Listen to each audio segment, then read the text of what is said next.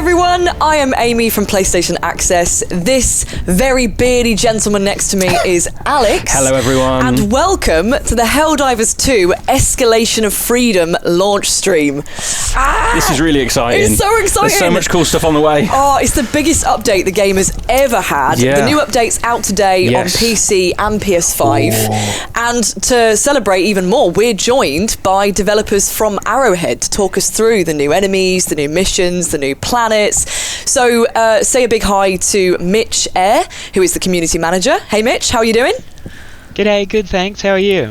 Oh, I love that we got a good day. Thank you. Day made. Good day just made instantly. Now it is a good one. Yeah, and you're the community manager for Helldivers 2. We're also joined by Chris Bretman, who is the level designer. How you doing, Chris? Howdy, hello. I'm doing good. I'm happy to be here playing some video games. Yeah, me too. Isn't it just the best thing? Yes. Like, there's nothing better on this earth, honestly. So I guess, first of all, we're jumping straight in to one of the new... I think we're going to be doing a new mission today, guys. Is that right? That's part of the new update? Yes, the retrieve larva. Yeah. Retrieving lava, cool. Okay, before we get there, we also wanted to let you guys know that everyone who tunes into this stream today gets the TR40 Gold Eagle armor for free. Yep. I'm wearing it right now, so quickly before we dive in. Actually, no, you'll see it in action. But it's the armor that I'm currently wearing. Everyone else gets it on the 8th of August, but if you watch the stream today, you actually get this really cool looking armor for free. So that's Before nice little everyone bonus else. for you. Before everyone else, crucially, just so you that's can the best thing. instill FOMO in your foes and your friends. Cool. Let's crack on then with the lava mission. If you guys want to get us in, we can get going. Yeah. Let's get ready to drop. Stratagem time! Here we go. Oh my goodness. I want to just go all out offensive, but... Go for it. Chris, as the level designer, like, what's your strategy? Or does it, I guess it varies depending on whether you're taking on automatons or bugs, but what sort of rules do you play by generally? Bring big things to kill bigger things. That's typically what I go for. No, I honestly, I can be very boring if I'm just like playing normally. I like my shotguns for the bugs. I like my Scorcher for the bots. Like I don't know, I'm not the most strategized player out there. I like the things that just make the biggest boom. I think that's something that Helldivers does really well, though, to be fair, doesn't it? Yeah. Like, it is about that hyperbolic sense of destruction and absolute carnage on the battlefield. So, yeah, I'd say that liking the things that go boom is probably par for the course, to be honest with you. It's a good policy. I mean, nothing makes me happier than seeing a level that I worked so hard on getting blown up by a 500-kilo bomb. But I just there we go. There is hours of work just in a beautiful VFX cloud. I love it. Oh my goodness. I mean, I'm just curious, how many hours of work go into, say, a planet?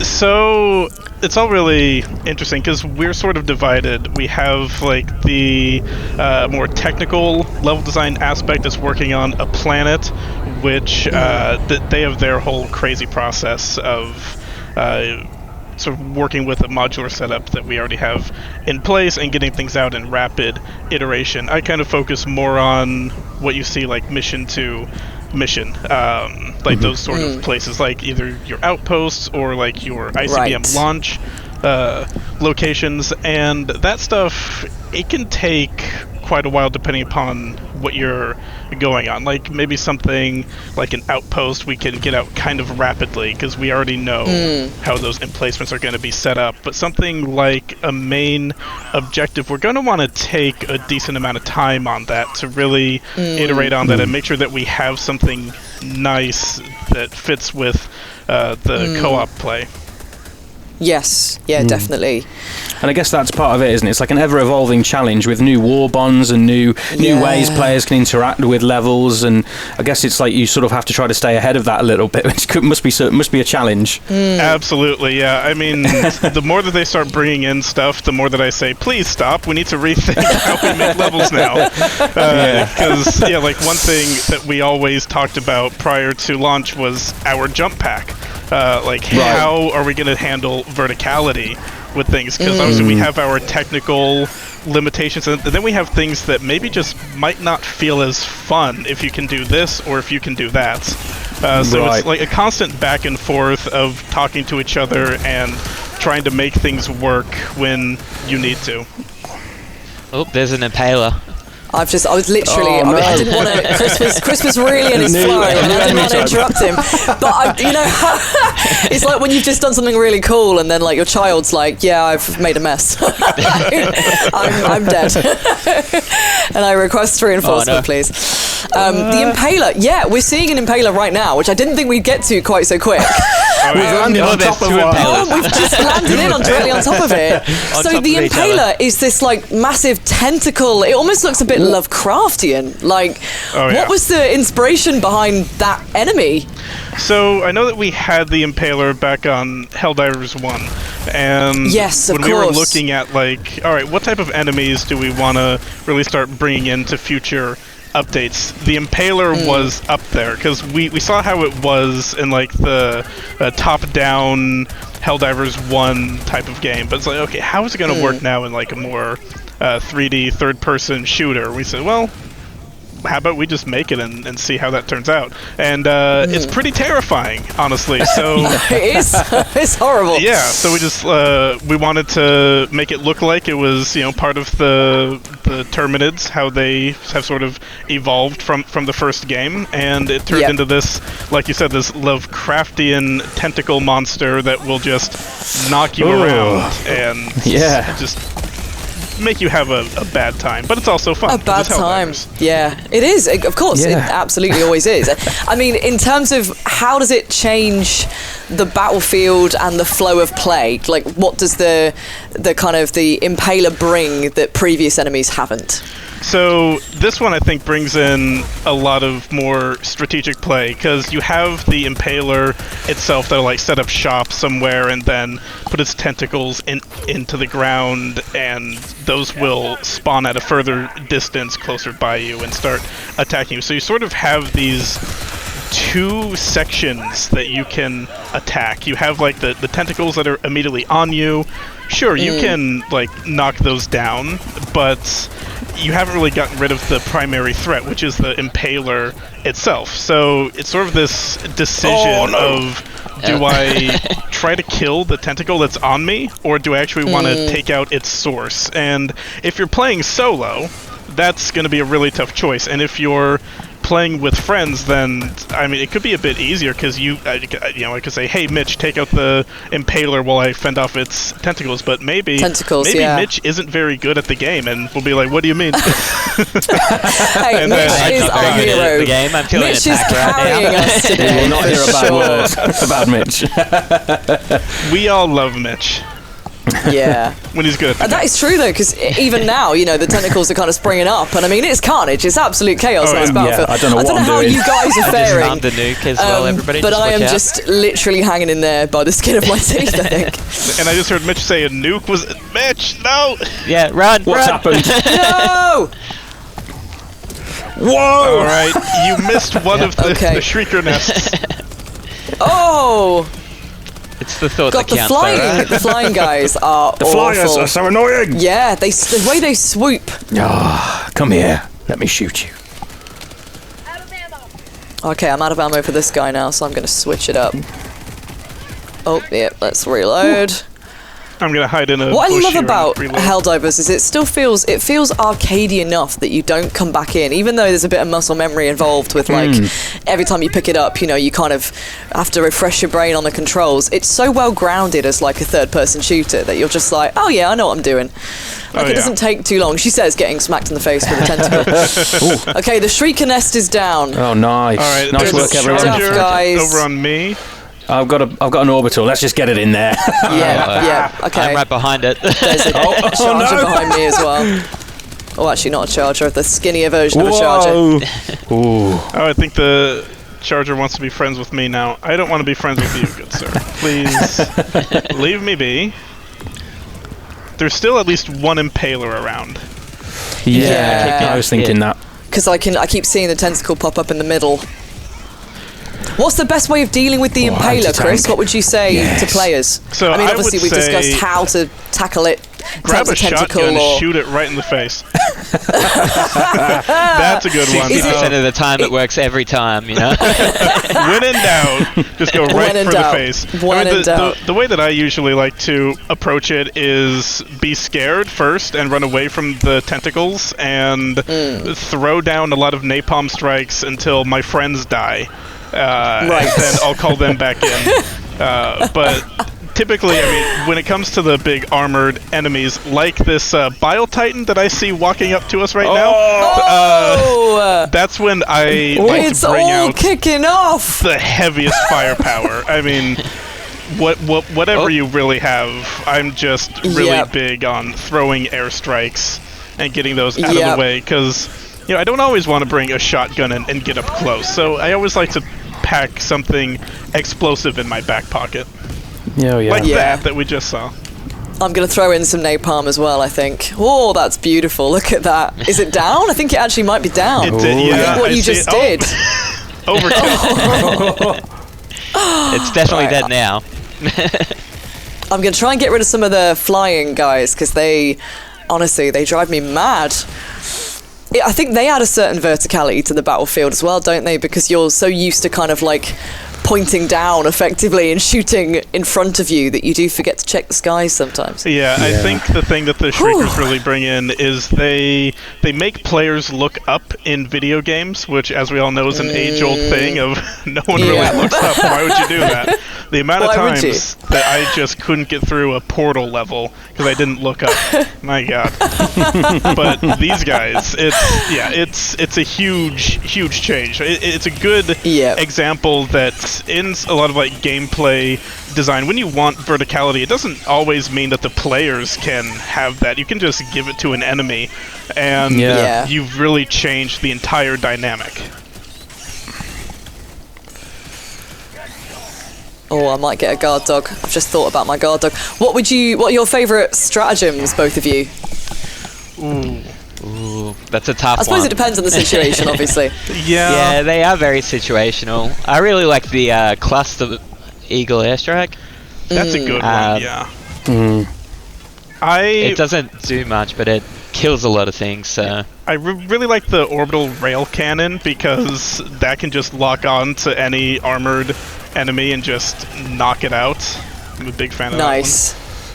It's a little bit of a cheat code sometimes. I usually just like keep that until there's something big and nasty coming over.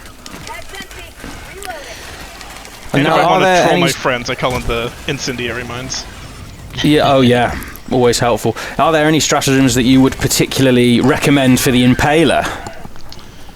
I think I was just thinking that the rail cannon is a pretty good one, because that can target it while you're busy trying to avoid the tentacles.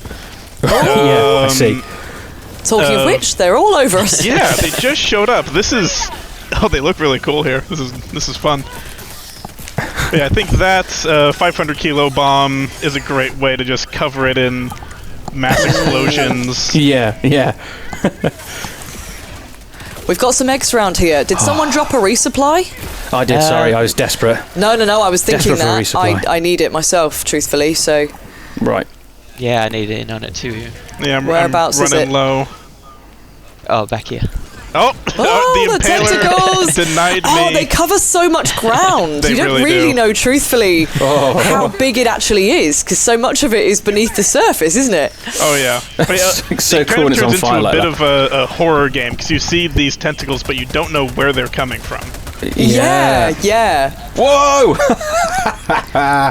Amazing. I guess it also kind of makes you nervous, because you're almost a bit like, how big is it beneath the surface, you know? It's kind of that iceberg effect of like, I can see a bit of it, For sure. but I have no idea how big the real creature is. And on this new biome as well, it just adds to the horror factor. Oh, yeah. 100%, yeah. That's a good thing I was going to ask. Tell us a little bit about this new biome. This is is it the swamp area? Yeah, the haunted swamp, this one's called. Yeah, honestly, it really makes me feel like I'm back home, because I'm from Florida. So being here in the swamps is just like walking down memory lane. but swamp is something that we really talked about for a long time. So finally getting it in and getting variants like Swamp Haunted is really cool to see. 'Cause, we have these great trees that we made for it.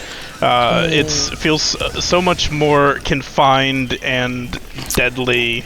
It's a really nice. It adds to sort of like the Lovecraftian nature of the Impaler here, where there's just so much spooky going on, and it's so nice because you have like some more colorful planets, which is always fun, but then here it's pretty dark and dim. Even like the day and night cycles are sort of similar, so you never get anything too bright here. Yep. I'm in trouble here. Oh no. Oh, okay, I've got to It's not reinforce. always Hold about down, you. hold down. Oh, Whoa. I died. Okay, Chris, it's all not right. always about you. I'm bringing you guys back. Reinforcements coming in. We're still after some eggs, right? I'm not sure exactly where No, the rest of I the think eggs those are. ones Yeah, we got those eggs. We have the larva. Oh, I see. Right, top right. I don't There's even know some where it is. different Oh yeah, ones. we're still miles away from the larva. We keep getting We bogged can't down, move is the 2 meters problem. without being attacked. That's the thing. It's been quite the introduction to this planet. Yeah, in Florida, Chris, anything like this in terms of flora and fauna? I mean, alligators mostly. Oh. Yeah. You'll have those. We might not have impalers or terminids running around, but we have alligators, which is, I mean, it's kind of similar. Also, like my neighbor Randy, you might want to watch out for that guy. He's Oh, is he? Oh, Randy. Do you think Randy might potentially appear as an enemy in later iterations? I mean, Inspiration, that'd be pretty great. Yeah, Just tells you to get off his evac site. the Randy Warbond. All will fear the Randy Warbond. Okay, guys, so what is our objective? We are... Oh, they're everywhere! Every time I think I've seen the last of them. I've been using we have your the shotgun, eggs the to incendiary shotgun's very good. take Oh, out my one. now. Yeah. I think something that could be fun is if we push to the south a bit more and get to the larva, so we can really show off that one, because that has some fun gameplay elements Yep, to it. okay. Alright, lead. Oh, I'm really going slow right now. I'm in a bully circle! I'm in a bully circle! No, Amy! No! Pirates trying to code, you fall behind, you get left behind. Yeah, no, that is fair. And that is why Mitch is a pro player. Oh my god! I tried to go back and help, and then a charger took me out. That's what I get for being This is a why nice you guy. don't help Chris. You just leave me. there it is. Leave Oh, me there's another be. one. No. It's a nice change of pace from all the impalers we've been seeing. Yeah, true. no, absolutely. Very different type of gameplay, yeah. Yeah. Right. Bug hole closed. And also there's less shriekers, which I really struggle to deal with. Right. Oh.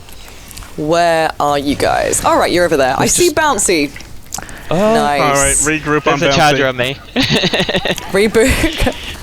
So you mentioned that the swamp goes well with the impalers. When making the Escalation of Freedom update, did you approach it with a specific thematic aim, or was it sort of a few different ideas that you managed to sort of massage into this new update? What was the thinking behind these different elements? All right, so typically, like we get the vision and like the themes of like, okay, here's what we're gonna do with this update.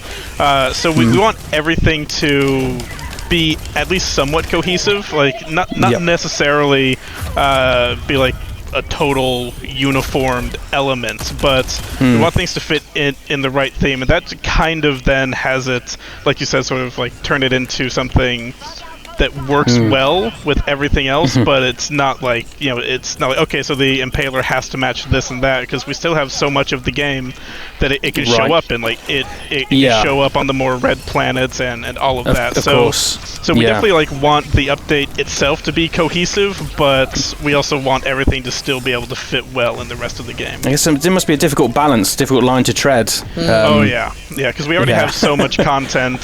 So it's like, okay, so if it works like this, it might not be as consistent with something there. It's right.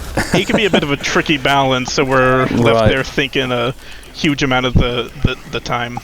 But it's like one of the fun challenges of working on a game like this is we have so much existing stuff that we can pull from, and yeah, it leads us to making some pretty fun stuff. It really causes us to push ourselves and come up with some fun things. Yeah, very cool. What are the biggest challenges of working on a game like this, would you say? I mean, I know you mentioned earlier, like, sometimes the toolbox you get to play with in terms of war bonds and new things being added as a developer is almost exciting, but I guess a bit overwhelming, because you're like, now how do I, make sure that the player experience is tailored to using all of these new toys? What are your biggest challenges, really, in your role? Honestly, it's a lot of the moving parts that we have going on. Trying to make sure that things are cohesive, and in terms of making new levels, like it's not just the levels that we make on my team, it's also the new mission. So it's going to be a lot of trial and error, and obviously we're working in a live service environment, so we're constantly getting feedback about current stuff as well. So it's really going back to the drawing board with what we've already made. What can we improve based on the feedback we're getting? How can we apply that to stuff that we're currently working on? It's like we're getting just a lot of sort of like fan mail. It's like going through and seeing like, okay, what can we actually do with this to really continue adding to this game but not breaking the core of what it really is.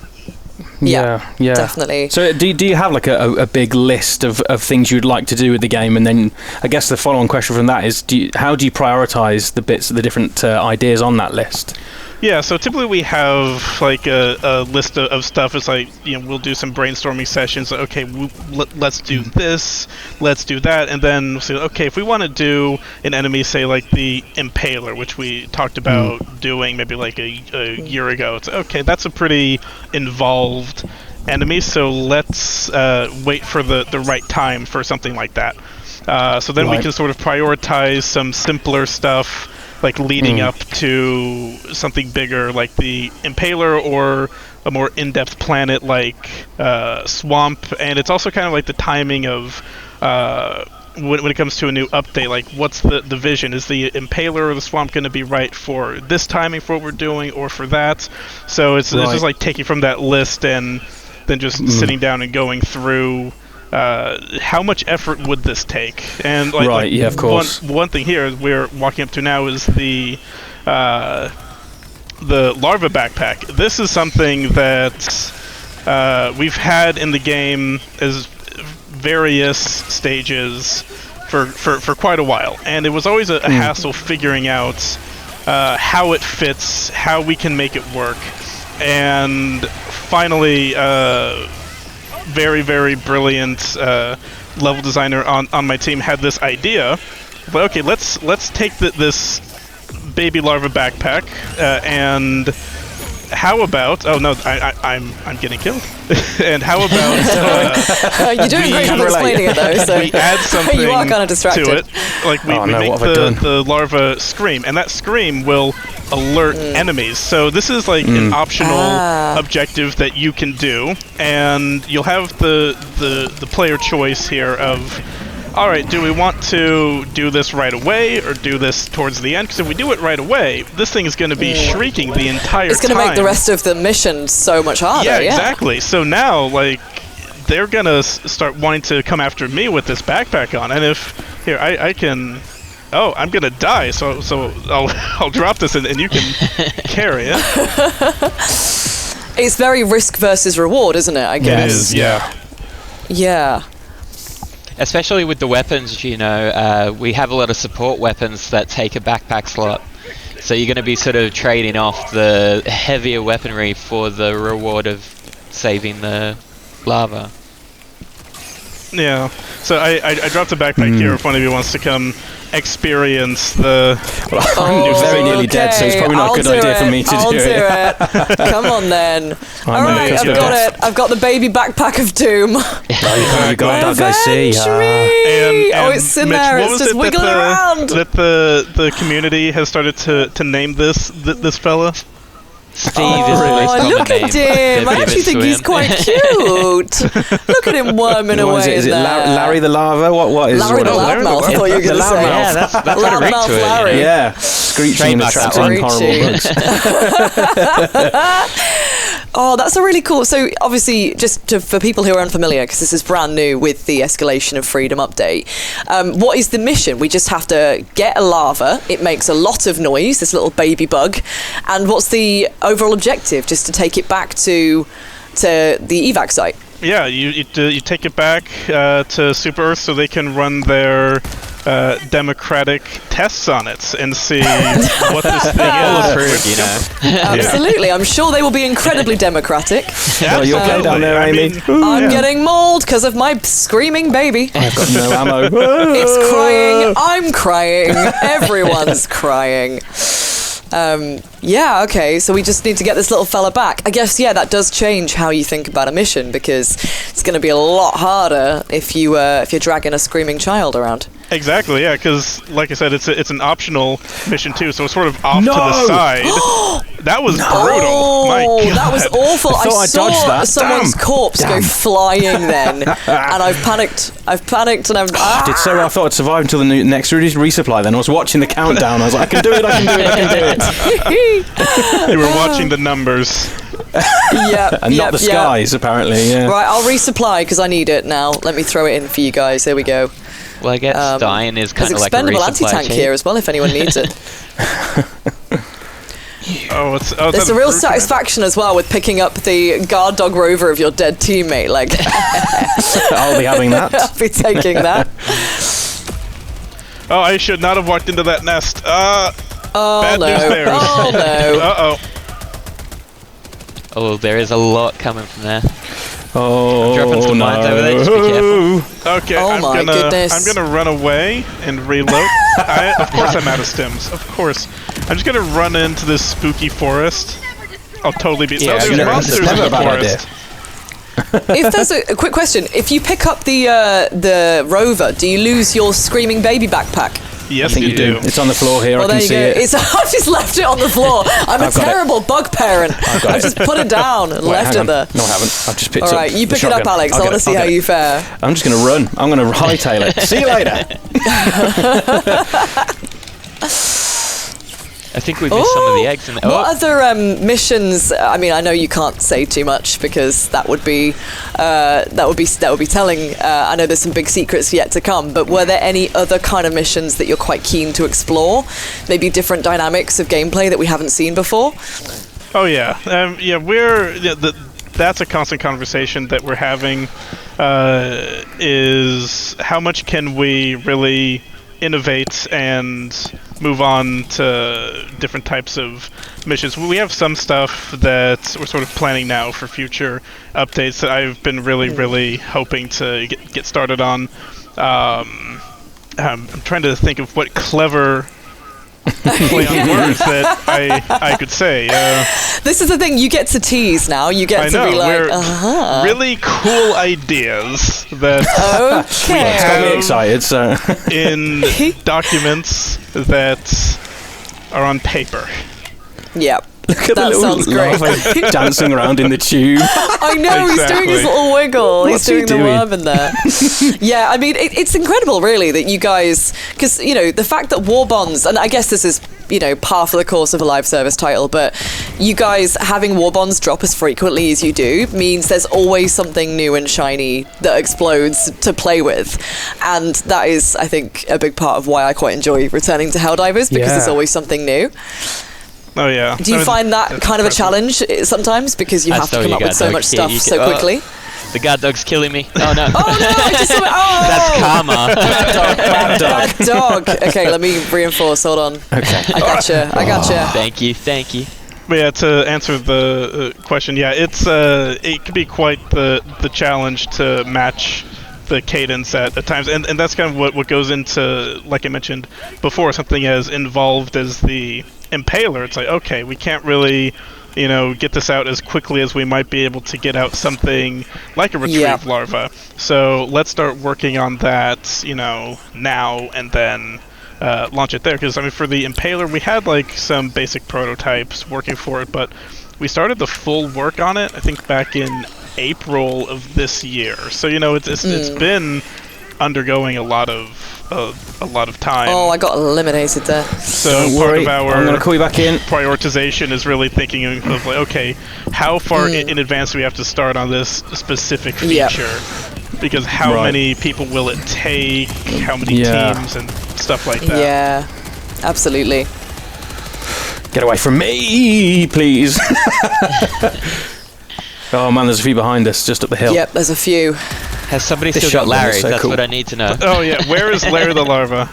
I've got him. He's fine with me. Don't worry, we're having a lovely Larva is time. somewhere. Lovely day Wonderful. out. I'm calling down a resupply too because I realized I have nothing.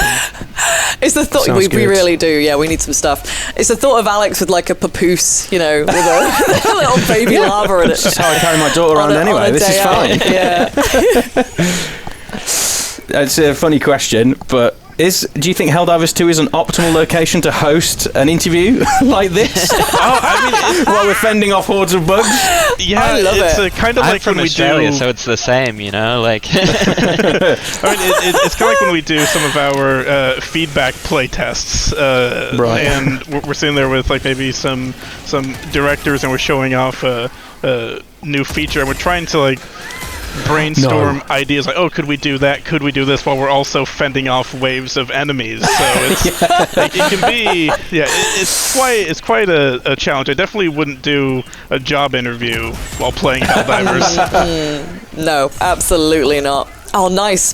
Bug nest is gone. Well Good done, work, guys. troops. Good one. Good work, squad. It's interesting because it's like sometimes somebody will be making a really insightful point, and I kind of feel like I'm listening to a really nice podcast. So I'm there like, oh yeah, exactly. good. Or I'm so interested in that area of game design, and then I'll just hear Mitch go, no. I already feel like I've said no at like really inopportune moments today, like screaming in the background. Oh dear. Right, where to, boys? We've got to the Head north. to the east. Oh yeah, north. Right, Yeah, that's right. we'll follow you. I put an orange This is a really spooky biome, I must admit. It is spooky. The visibility as well is a part of it. Like, did you have to think about the fact that visibility plays into it so much? You need to be able to sort of obviously see where you're going, but it really does enhance the horror of it, doesn't it? Because you see, every time the lightning flashes, you'll see a bug that you didn't know was there before. Yeah. Oh yeah, I mean we have some incredible artists that we work on with planets and so many other aspects of the game, and I know that the swamp was really something like, okay, let's do this like spooky haunted variant, and a big thing is just the visibility is how can we make this look kind of like foggy and almost like a teenage horror type of campiness slasher to it. movie in the woods. Yeah, that's what I was thinking. It's like slightly dramatic to where it fits like the Helldivers comical satire, but it's also like genuinely scary, like the enemies that you're fighting. And then we it's a whole just new, got lost. whole new field, isn't it? Yeah. Yes, we're getting a bit turned around, but that's okay. I did wonder why I ran towards you guys and then all three of you were running the other way. Don't go that way, Amy. Don't go that way. Okay. My first thought was, what have you guys seen? What if the true mission is the friendships we make along the way? Oh, That is beautiful. It truly is. that's so nice. I like everyone's armor, by the way. I mean, I've got my beret on, which kind of ruins my gold eagle armor, to be honest. It kind of makes me look a bit like a matchstick, but everyone's looking very good. We're actually, if you're watching this stream right now, we're giving away the armor that I'm wearing right now. My guy's panting. You won't be panting. You'll look cooler when you wear it. Exactly. But yeah, if you're watching it, it's the TR40 gold eagle armor, and everyone gets it on the 8th anyway, but if you're watching this right now, you get it for free. So Earlier than everyone else, which is always the best. There's an enemy there, I'm dead. No, Alex! Just as I open my mouth. Okay, anyone bringing him back? Yeah, I got him. Do we You got have him? to? Thanks, Cool. guys. All right, yep. I didn't mean that in we're like having such a anyone nice, bringing him back. we're having a nice heartfelt moment. We talked about the exciting new armour, and then all of a sudden there's a big horrible bug in my face. Oh, I just used a stim back. I've got the specimen back there. Okay. I've got the specimen back, and that's the most important thing. I might resupply us just because. I mean, does anyone else need it? What are we thinking? Yay or nay? Shall I hold off? I could hold off. All right, let's We throw do it have in. a bug nest coming up. Yep. Whoa, that's a big flaming That's bug. a big bug. Yeah. He found Shortly me. before we started on the stream, we were chatting, weren't we, Chris and Mitch, about the idea of having just a big slipper as a stratagem, or a massive flip-flop that just falls from the sky and splats a bug. I think it's got legs, you know. We should start planning that now. Oh yeah. I think that we could get that in by Christmas, maybe have like a special, like A giant Santa, can of bug spray. Santa drop. Oh, All right. well done. There we go. Stalker No lair. more Nice. stalkers. You're safe. You can talk about the armor now. Oh, thank goodness. I might get a sample, actually. I might. No, okay. I'm having it. It's mine. Just literally what Share we were it anyway. It's fine, it's fair. Very We'll share. team player. That's what he does in the office whenever there's biscuits. He walks right up to me and he takes it out of my hand. That is a terrible accusation. What would you guys say is the level of player quality at Arrowhead? Is everyone really good? Do you have like your favourite, your optimal difficulties? What is the general sort of standard, would you say? So I think for me, I kind of like around 7 to 8. I know Wow. that our QA team is out there like acing solo difficulty 9s. Like nobody's business. That's wow. I Yeah. wasn't expecting the numbers to be that high. I'm not gonna lie. That's amazing. Yeah, Soloing 9s. There's insane. at least one or two from the team that I've seen do that, and it's something else. But Wow. I'm nowhere near that good. Yeah, I like to think I'm about the 7-8 mark, but Right. it depends on You're the day much as well. higher than that, really, Mitch. You're just being modest. You're aren't humble, you? yeah.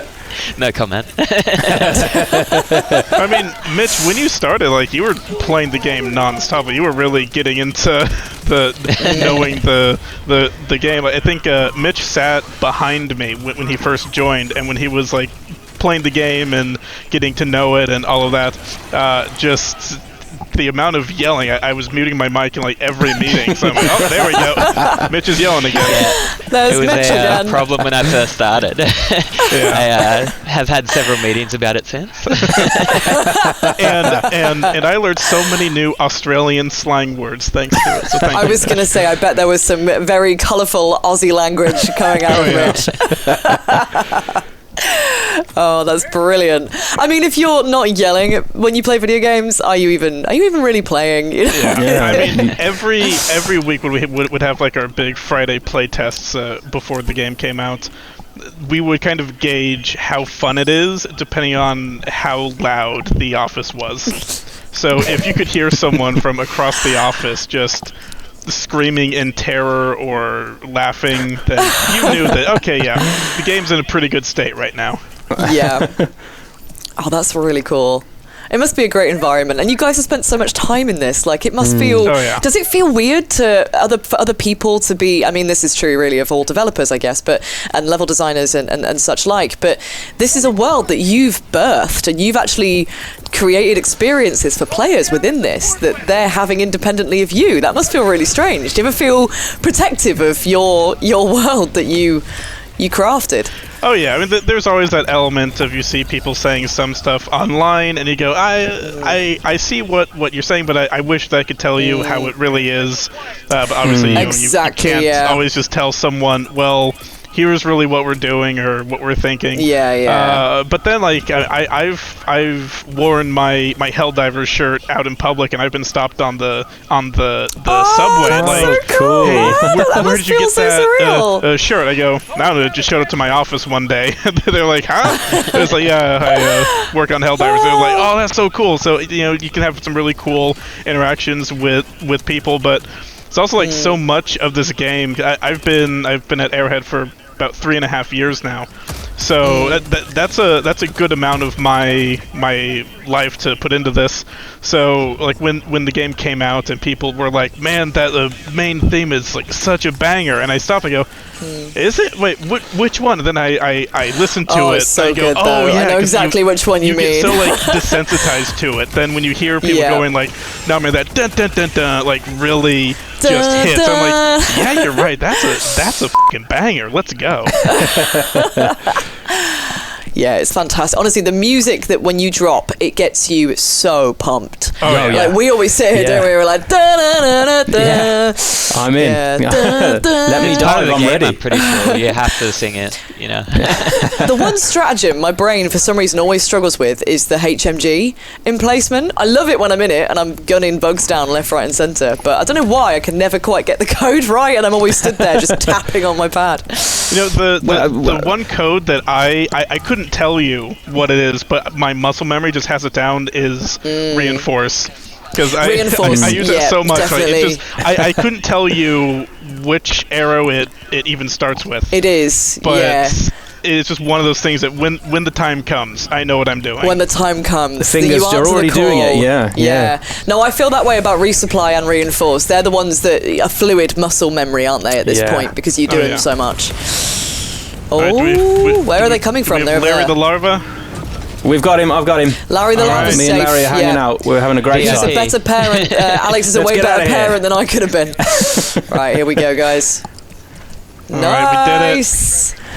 Mission accomplished. Well done, guys. Yes. Yeah. Oh, are we going to drop him with the RSPCA, or are we just going to give him to a nearby lab? He lives happily ever after. Yeah. There's a super farm that all nice larvas go to live on. Oh, I think my gerbil went there when I was really 7 years old. The farm, actually. Yeah, I hope he's doing okay. Yeah. All right, cool. So that's a mission complete. Yes. We are going to take a short break, and then Chris is going to be back to play some level 10 with us a bit later, which we're absolutely terrified of. Level 10? I don't know about Larry the Lava, but I'm going to be crying. Larry, stay there, mate. Don't come on this mission. Just stay there, mate. And we can grill the lovely Chris Bretman again about how he's designed the massacre mode, because it is very tricky, and I really want to know how sadistic his brain was in putting that together. So we'll be right back.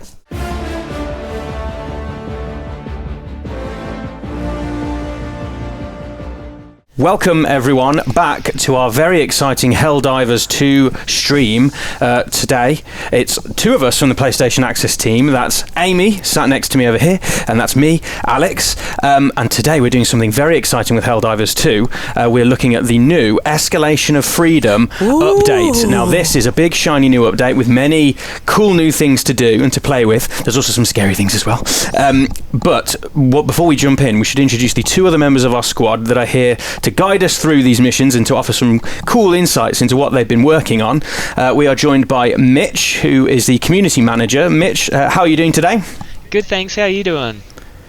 Doing very well, thank you very much. And we are also joined by Alex Boll, who is the production director over on Helldivers 2. How are you today, Alex? Really good. What about you? Very, very good. Thank you very much. We've got two Alexes, so what could possibly go wrong? It's going to get confusing. I think we should call you the less competent Alex. That's probably fair. Maybe LCA for sure. That's how they call me at work, because we're three Alexes, and they said you're going to be the least competent. Well, yeah, exactly. I'm going to be confused. I always rank my Alexes. Well, you always rank your Alexes. Someone's got to be the least incompetent Alex. I will be the least competent Alex today. And we have just looked at some Terminid missions in the first section. We are now going to look at some automaton content. Now, there's lots of exciting things going on here. And yeah, we've got a mission lined up. Is everyone ready to jump in? I don't know if I am. The bots scare me. The bots do scare me. I thought the Terminids had a lot up their sleeves in the new update, so I'm intrigued to see what the automatons are going to do to match that. Indeed. And one final thing we should mention before we crack on, everyone who tunes into the stream today gets the TR40 Gold Eagle armor for free. Let me model it for you. Yes, here we go. You'll be able to see on Amy's screen. I'm looking at a menu at the moment. Let me come and have a look at you. There you go. Here I am. This is the Gold looking Eagle good. Look TR40. At that. And that is available for everyone today that has watched the stream. It's free for everyone on the 8th, but you get it early because you watch the stream. I love a freebie, getting in early. It's you got to be ahead of the curve. You also don't have to have my silly beret with it as well. I just really like the Viper Commander's Amy just had to beret. ruin it. No, it looks cool. It's a cool combo. Right, so I think that's everything we need to do for the introduction. We can jump straight into a mission. Yeah, Let's go absolutely. for it. We've already played some Terminids this morning with Chris, the level designer. Yes. So So, Alex, lovely Alex, more competent Alex. Yes, more competent Alex. Can I'll take the lovely Alex. give us a kind of a bit of an overview of your job role as production director at Arrowhead? I also compare it as intern janitor, but Intern janitor. Make a lot of tea. yeah, exactly. I bring coffee. I clean the floor. No, I'm mostly in charge of the high-level roadmap for the game. I'm working a lot with Mikael Eriksson, our game director, to make sure that everything is super clear. Basically, what's the game? What's the fantasy? What do we want to do for the next years to come? I hope it's not a spoiler, but yeah, it's a lot of planning, roadmaps, all the boring stuff. That's usually how I simplify it as I'm the conductor in an orchestra. Oh, that's a lovely way of thinking about it. I Maybe love a bit that. cocky That's as really well. cool. Well, it is though, isn't it? Because the game itself is. Chris earlier referred to it as a living, breathing thing. Yes. Because it's a live service game and it's a an organism that kind of sustains itself. So it probably does feel in a strange way like you are conducting something that is living, that is like living tissue, because you're there in order to keep it rolling along and keep the experiences fresh. So, yeah, how? What are your kind of favorite? We've talked a little bit about the Escalation of Freedom update. But how would you describe it? It's just everything higher, better. Pretty much that. We really wanted to push the boundaries of the game. Of course, the core component was making that the rating 10, so Super Helldive. That was the core. We're like, okay, how do we push the limit? And we've been talking about it with Pillin for months about what should it be, how do we do it, because it's not easy. We were thinking, okay, how was it on the Helldivers 1? How did we add new combat rating along the way? And as we love reinventing the wheel, we said, let's do it differently. But that's pretty much that. It's been quite a fun development for the different features that compose that update. There's a lot of things that I sadly cannot say anything, because that's also the joy of. No, that's absolutely fine. Don't worry at all. But yeah, I'm also about to die, by the way. I landed on top. Oh no, I'm alive. I'm alive. I landed on top of a massive mountain. usually when you do that, you have to do a flip. You have to jump and turn. Do a flip. There needs to be an eagle screech as well, right? Exactly. Yeah, exactly that. I was thinking to myself, I was like, do you think anyone's going to notice if my body just plummets down while Alex is talking lovingly about his job? Oh, okay, we've taken that thing down straight away. I will take playing Wow. games now. Nice. You know, we're here to take care of business. Taking care of business. Okay. Are you? What sort of level do you play at normally, Alex? What's your kind of? CR1. I cry and then stay on. No, the highest I've been able to go through is CR7. But I won't take credit for that. I am French, so I just put a white flag, and I'm like, my friends, just deal with it. God. Well, me and Alex are, we're casual players with Helldivers. I think the thing is with PlayStation Access, we have to play so many games. We do. And I think, I wish I had time to get really, really good at one particular game, because we're always kind of jack of all trades, master of none. But Helldivers is definitely one that's always kept our attention, and we do play it a hell of a lot because of the fact that we can go inside this. I'm thinking someone else opened the door. It's a cache. How exciting. Oh, by the power the of friendship door. The door of friendship. But yeah, it's something that we do return to, but we still feel like noobs because so much happens, and I guess this is part of your role, right? As kind of managing the roadmap, like new war bonds, new challenges. You're keeping it fresh for new players every time we drop back in. Yeah. Just to interject quickly, sorry guys, we'll just head to the south. Let's do that. Sorry, Mitch. We'll just head towards the south. Oh, That's cool. a good idea. Yes. Good shout. I was curious about the whole new difficulty tier as well, because surely, you know, there's already so much content in Helldivers 2. I guess there's a real challenge, and you have to do a lot of testing as to how that new difficulty tier interacts with all those mission types that are already in the game, and all the different weaponry and things that the players can use, how these things all interweave. There must be a lot of play testing that goes on, a lot of sort of troubleshooting. Can you give us a little bit of insight into that? Is there a lot of fraught play testing sessions where it's like, nope, this isn't going to work, we're going to have to change this? Yeah, definitely. The playtest aspect is actually, it's one of my passion, so I'll try not to dive into it for 30 minutes without letting room for discussion.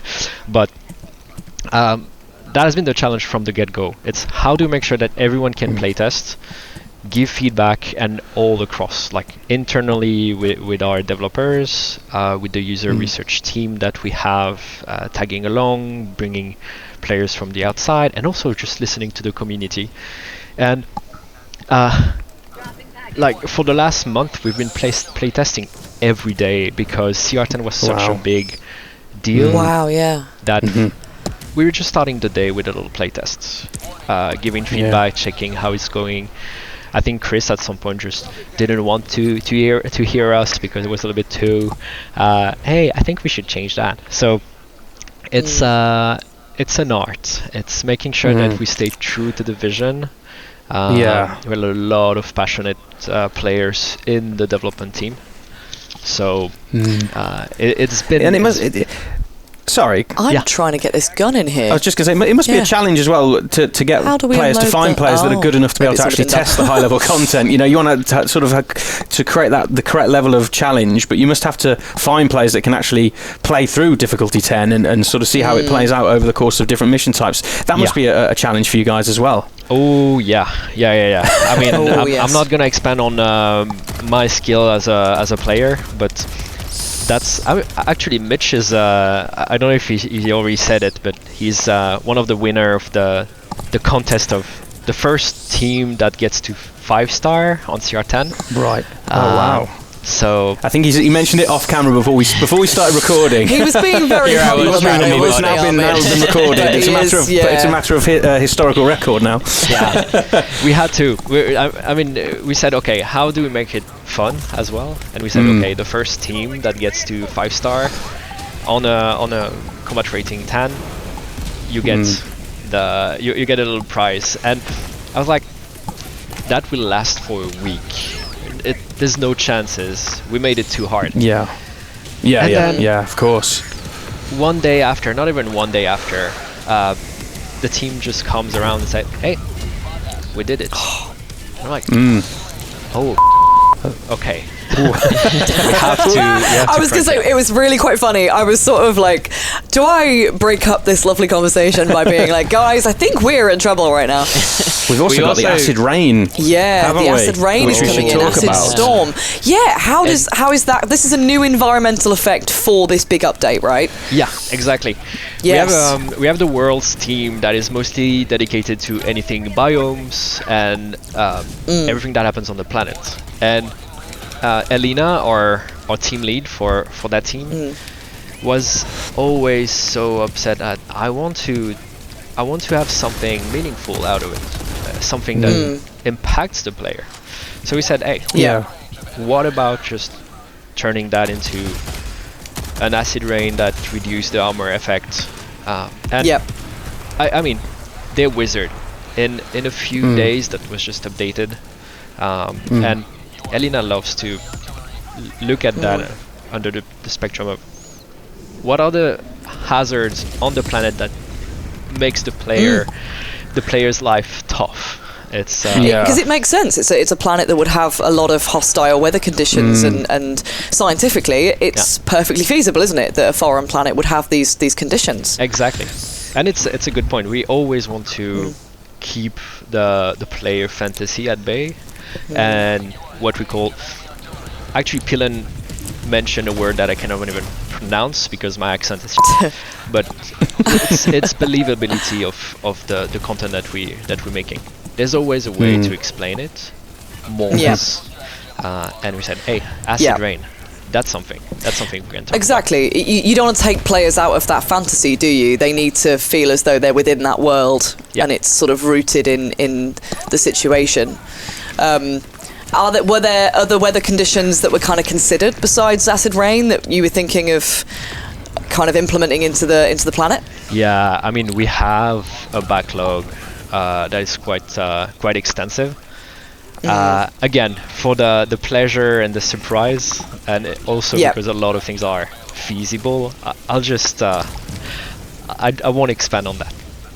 No, that's absolutely fine. Don't worry at all. So the acid rain has an actual impact on gameplay as well, doesn't it? In terms of it impacts the armor rating. Is that correct? Exactly. It's reduced by 1 if I remember well.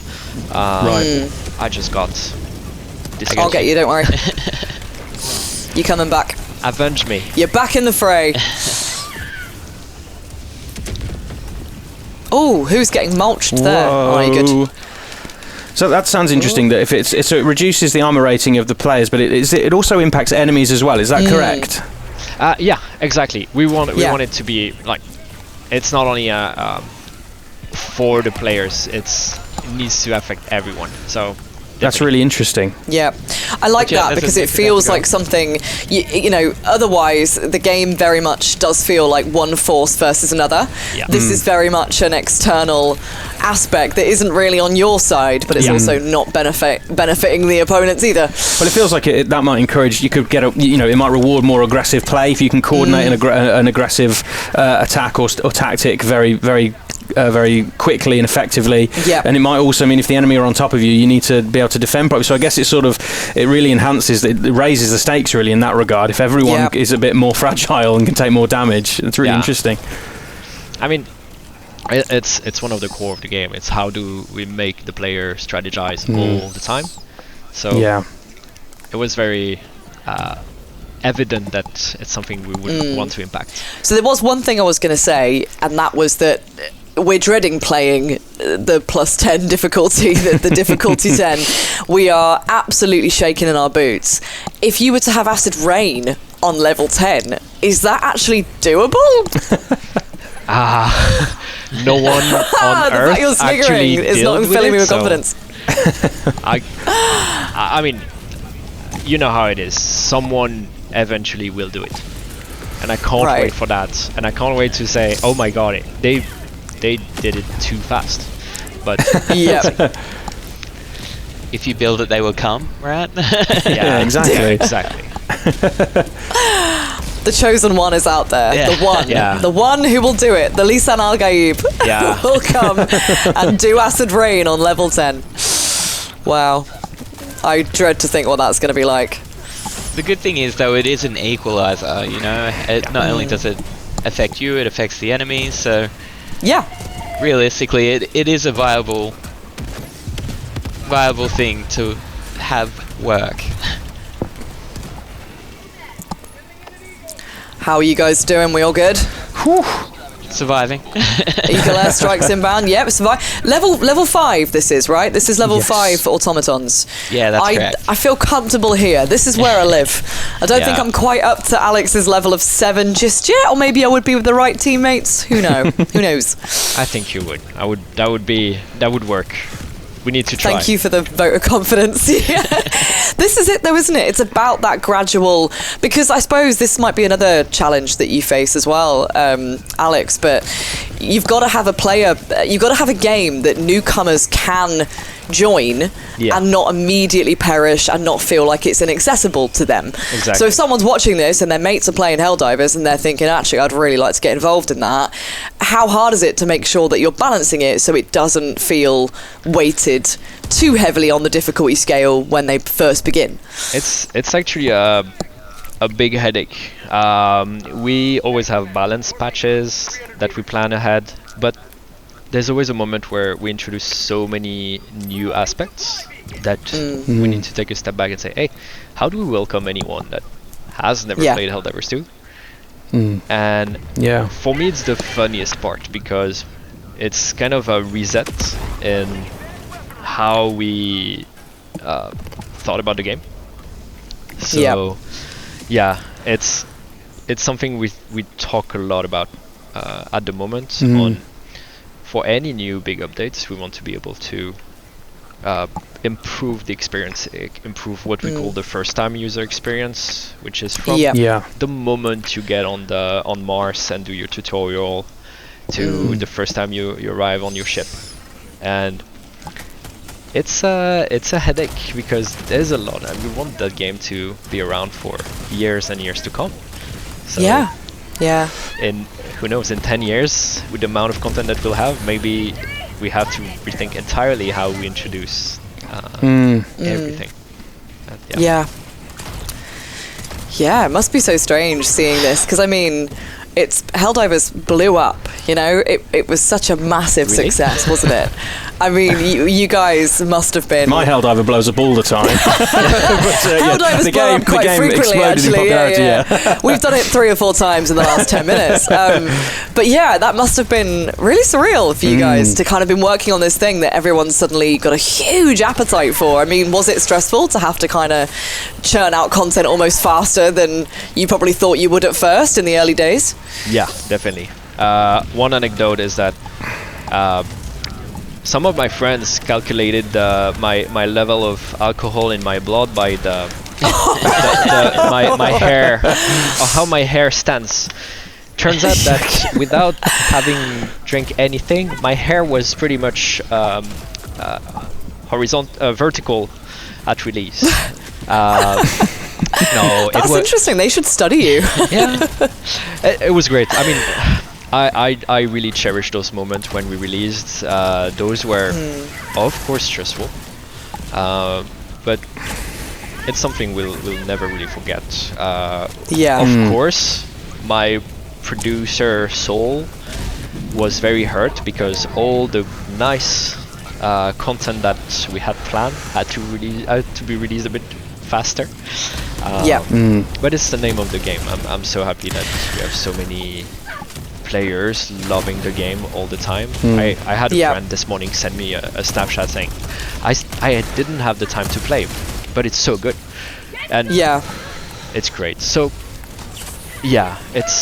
it makes us have to think about how we organize our content, how we release, how often do we release, and kind of try to be as smart as possible and balance the thing that we really want to release in a year time that needs a bit more time to prepare, but also everything that the people are asking for. And of course. What is it like on an update launch day at the studio? Do you all sort of sit back and enjoy watching people playing the new content, or are you all far too busy thinking about the next update? What's that like for you guys? It has been changing a lot. I mean, you would ask me 2 months ago, I would have said, we're too busy to really focus on anything. It's just a matter of getting ready if anything happens. I think in a week's time we'll be enjoying and celebrating our... I stood underneath someone's airstrike. That was my fault. Me as well. Sorry. I've been flying away. It came from a good place. Nice chat, I got blown up. Wow. Oh, that was terrible. But sorry, Alex, you were saying? I was saying we're definitely I think we're gonna spend the time to celebrate and celebrate the victory, because releasing is something very, very special. Yeah, it sounds like you guys work very, very hard and deserve to sort of take a bit of a break and just enjoy the work that you put out there, and enjoy the players out there that they're going to be sinking their teeth into this update and really having a lot of fun with it. So you should definitely. Absolutely. Definitely. Talking of players as well, Chris mentioned this earlier when we were talking to him, but I think it might be something interesting to hear from your own perspective, Alex. But he mentioned the player base and actually how much the player base does impact some of the decisions that you guys make. Are you always looking to the fans for feedback? Yeah, always. I mean, it's something we've been super clear about from the get-go, is that in a way we're not making the game for ourselves. We have a vision and we want to stay true to it, but we also make the game for the people that plays it. So we have some routine. We're looking at the telemetry, all the player data. We're looking at the player sentiment from everything through Discord, through Reddit all the feedback that we get, and we try to spend time to really acknowledge everything that's being reported. Right. And, it's that we want to understand our players. We want to understand what they want, what they need. So yeah, it's been fun because it makes also sometimes like roadmaps totally irrelevant Right. from a month to another, because we say, hey, actually that's not what we think they will want. But you know, it's what I like in a live environment. You cannot That's it, isn't it? Yeah. It's constantly sort of moving, isn't it? And with war bonds coming out every month, and the first major update right around the corner, I guess that you could. It's probably a full-time job just going through and as you say, going through the Reddit, Discord, various sort of social media platforms to find the feedback. Yeah, that's Mitch's job. Yeah, bless you, Mitch. How do you find the time, Mitch, to be that good at Helldivers whilst maintaining the community at the same time? Well, luckily I've got a good team with me, you know, like I have Baskinator and I have Twinbeard, and they help a lot. They do a lot of the work, and me being the newer person, I just get to play Helldivers a lot and talk to a few people. Not a bad gig, man. Not a bad gig at all. Can we exchange? Oh, there's a guy over there with his saw. Yeah, but the guys are just amazing. When we have a little review at the end of every week, and one of the first section is Mitch or Baskinator presenting how the community is going, and like that is so cool. I just love it. It's really soothing, sometimes frustrating, to see what people want, what are the reception of some features. Right. But I'm like, they must look at everything at the same time, and that's just an amazing job they're doing. Yeah. They're always on the ball, looking at everything that's happening everywhere. They really have the pulse on our community. So Yeah. So important, isn't it? Yeah. Well, we're super Must lucky be that we quite fascinating have for you when you have dropped, say, a new war bond or a new mechanic. I mean, the thing that comes to mind is mechs. You know, make some noise. Mechs were like very exciting for the player base, and I mean, we were literally buzzing to get our hands on a mech for the first time, the exosuit. So it must be exciting for you to see fans are responding to what we hoped they would respond to. Yeah. And I bet there's been times where something you've put in the game that you thought, oh, okay, this looks cool, but it might just be sort of something more, supportive for gameplay. Fans have really enjoyed more than you expected. Yeah, I mean, we had so many surprises, things that we were not expecting to blow up that much. I always say our game master is the main planner of that. He's been playing with players in a way that we've seen spikes of people coming back after quite some time. It's I feel like we've made almost a hobby of that game, and it's pretty cool. But we also had some failures and things that we were like, that's gonna make or break the game, and then release and like, okay. But it's great. We get to know better our community, and this is really no, totally. Because at the end of the day, they are the ones that are going to help shape the experience without even knowing it a lot of the time. So, oh gosh, I'm burning to death. What was it that... I mean, I think lots of people have got an opinion on this, but why is it that the automatons kick your butt so much more than the terminids? Like, what is it about this enemy that is so much more challenging? Because they really do feel... And the consensus from the player base is that that's the case. The robots are... the bots are a lot. Just got obliterated by a tank. There's a philosophy in the way we made the two factions that we really want them to feel different. Yes, they do. Yeah. And I mean, the short story is we wanted a very different feeling, and this is what we got. and we're very happy with it so far. But what technically makes it that way, I can't say actually. It's a lot of tweaks, and the AI behaves very differently. Yeah, it's that. It's sort of taken on a life of its own in a way, hasn't it? Yeah, exactly. The memes that we saw at release, where they were comparing the two factions, was just amazing. It was like, okay, we did it. We did it. And then that's probably not going to be what we'll say in about 10 minutes' time. I think we can.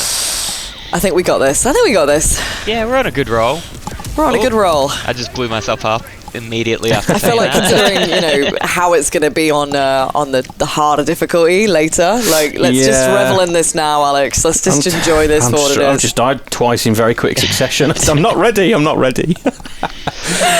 all good fun. I've done it once, but I don't know if lightning will strike and I get it done twice, Your record is going to be ruined today, unfortunately, Mitch. Sorry, Mitch. It's our fault. I had a good run. Oh, the acid rain is really coming down now. Oh, yeah. Yeah. So this is dissolving our armour, isn't it? Reminds me but of also likely weakening the automatons too, causing them to get all rusty. You could definitely try to use it to your advantage, couldn't you? You could wait for an opportunity to attack. Yeah. Go all out. That could work, maybe. The acid rain reminds me of my home region, where it always rain. Not acid, right. but still feel like it. I'm glad you clarified. Yeah. Oh, here's some guys down here. I'm gonna throw in an eagle strike. Actually, I've got rocket pods. I forgot I've got rocket pods. Nice. That'll do. Yeah, that killed 3. 4. There's a spare shield here if somebody wants it. I'm good. Oh. No shield. I actually have full stims, so I am good. We've got to ask you the question that we've asked Chris as well, Alex. What's your strategy? Like, what your preferred? What's your preferred play style? Your preferred stratagems, I suppose. I tend to love anything napalm. For a long time, I was playing with our release manager Max, and I would always put mines everywhere, and then I'm dead. And then he would just jump into it, especially when we're trying to get extracted. So I tend to be very a bit like production type of thing. I love to plan ahead, lay down some mines, put some fire everywhere, and then get to cover and just clear the zone. But I love that. I love also sometimes changing a little bit and getting into a more sneaky type of approach. Oh yeah. Just clean from the inside, getting a few sentries. That is an eagle right in front of me. I was going to say, when you say sneaky, do you mean that you've also probably taken out some of your friends occasionally? I will. Because we've all done it in Helldivers. I'm a team player. There's a nuke in there. Yeah, you're a team player. That's nice. That's nice. Oh, you put the nuke? Yeah. Okay. Let's leave. I should probably stand back. It was too late at that point to think about standing back. But you always regret the nukes that don't explode you, in my experience. I just thought maybe I had a few more seconds. I was wrong. Me too. Oh well, looks like it's you guys now. Carrying the team. You've got a little shield, Mitch. Is that one of your boosters? This is my stratagem. Is it? It's Okay. a shield generator. Comes in very handy against the bots. Yeah. Oh no, my other stratagem just landed on top of the cliff. I'm coming, no. That was me at the start of this round. I've been thinking I should not swear a lot, so I might just switch to swearing in French. Yeah, I mean, we. Sorry for my French compatriots, as we say. It will go straight over our heads. Don't you worry. We'll be there going, oh, look at all these French words we're learning. Oui, oui. Exactly. Oh, he's annoying on your tail, isn't he? He really is, yeah. You gotta move. Watch out, Alex. No! Oh, that eagle air strike's perfect, though. Well done. Let's get out of here. Oh, okay. Where do we go? Just over this hill. Oh, there's a gunship. Where are you? Uh-oh. Okay. I Oh. haven't got anything for it, really. Okay. 11 11 we also minutes. had a little go earlier at the new sort of mission mechanic with the lava and escorting the little lava guy. Yeah, my best friend. That's your best friend. Oh, you're a fan of lava. him. He made a lot of noise for us, to be fair. Sorry for that. Have a word. Have a word with him. What do we call him? Larry. Larry the lava. Larry the lava. That's cute. It is. Yeah. He is cute. I thought he was quite sweet. I would die if we could make a plush out of it. Oh, that would be amazing. That would be so good. Yeah, actually. I'm surprised there isn't more plushies of just like strange inanimate things like nukes and stuff like that. Throw it at your friends A for fun, plushy you know? guard dog, you know. Is my sentry shooting the other sentry? Oh no, I'm good. I was like, You my would God. hope not. That sounds like bad news for you if Yeah. that is the case. Oh my God! What's going on over there? Oh, there's some rocket guys coming behind us. Okay. Where are they coming from? Ooh. I got him. He was coming around this way. I tend to be playful. No one wants to go and grab the sample that we left, by any chance. I'll go for it. Mitch loves a challenge. He loves a challenge. It loves it. I do. I'm a glutton for punishment, you know. Okay. Thank you. You saved my life. Heal is now internally in your debt. Okay. Reinforce. So when you first played the level 10, because I'm presuming, Alex, that you have, what was your immediate response to it? Tears. Of joy, No. presumably. The Oh. first. To be fully honest, the first thing that we said was, "It's too easy," because the first time Really? we played was Whoa. a very early Okay, stage. well then maybe we'll stand the chance at it. Yeah, and no. The short answer is no, because we did playtest a while ago, and I remember our principal designer Niklas said, "Aha, too easy. Look at me," and he cranked the thing on the other side. So it's been a long session of balancing to make sure that we Right. get the right yeah, way. that makes sense. So yeah. I'm bringing the party back to you. How are you doing? Oh no, I think that napalm got caught on the rock, maybe? I think we're doing alright. I think you could just retreat, Are we trying to get Amy. to evac now, You aren't can we? Yeah, I retreat. was going to say, I'm being a hero. Retreat, Amy, I don't need retreat. to be a hero. Right, I'll should run we cover? back. Oi, get out of my way, you.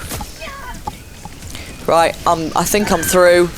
I'm running, I'm getting lasered up the butt, but I'm running. Oh, that's a napalm airstrike. Yeah. Sorry, that's Oh, me. there's a tank This here. thing's next to us. Oh no! Well, I knew I should have just left it straight out you. Well, you got killed by an annihilator tank. There's a tank that is right near Oh my to our God. extraction point. Yeah.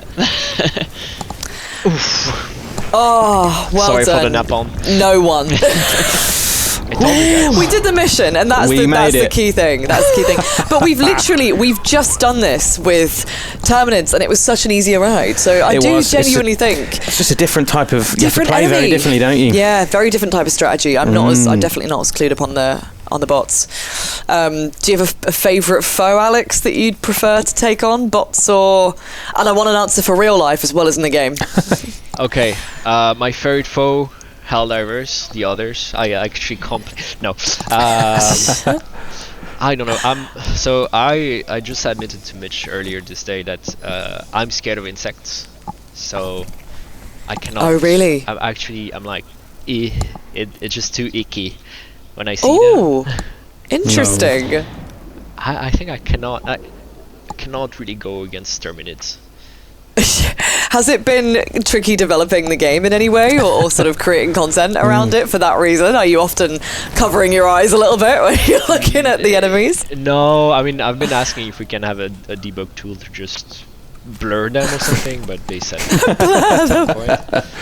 that's why they brought in Australians, to help cover the Terminates. Yeah, absolutely. There should be an Australian version of this game where all the bugs just get like well, it's 10 just real life times for as us, gnarly. we don't have to. Isn't we don't have that to play Australia video games. the game? Yeah. All right. Well, we had to go, lads. We did the mission, and now we're all back, and our capes are billowing magnificently in the that. wind. Look at those capes. Beautiful. How Look at them go. Whoa. Is the AC going a bit too hard?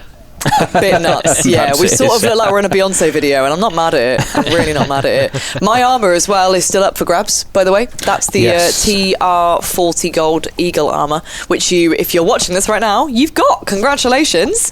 Give yourself a Smartie.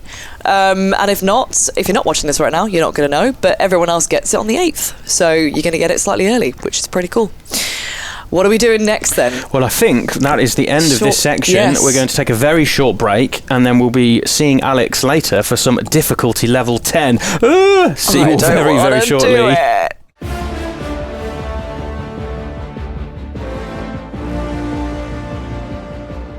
Okay, welcome back to the Escalation of Freedom Helldivers 2 launch stream.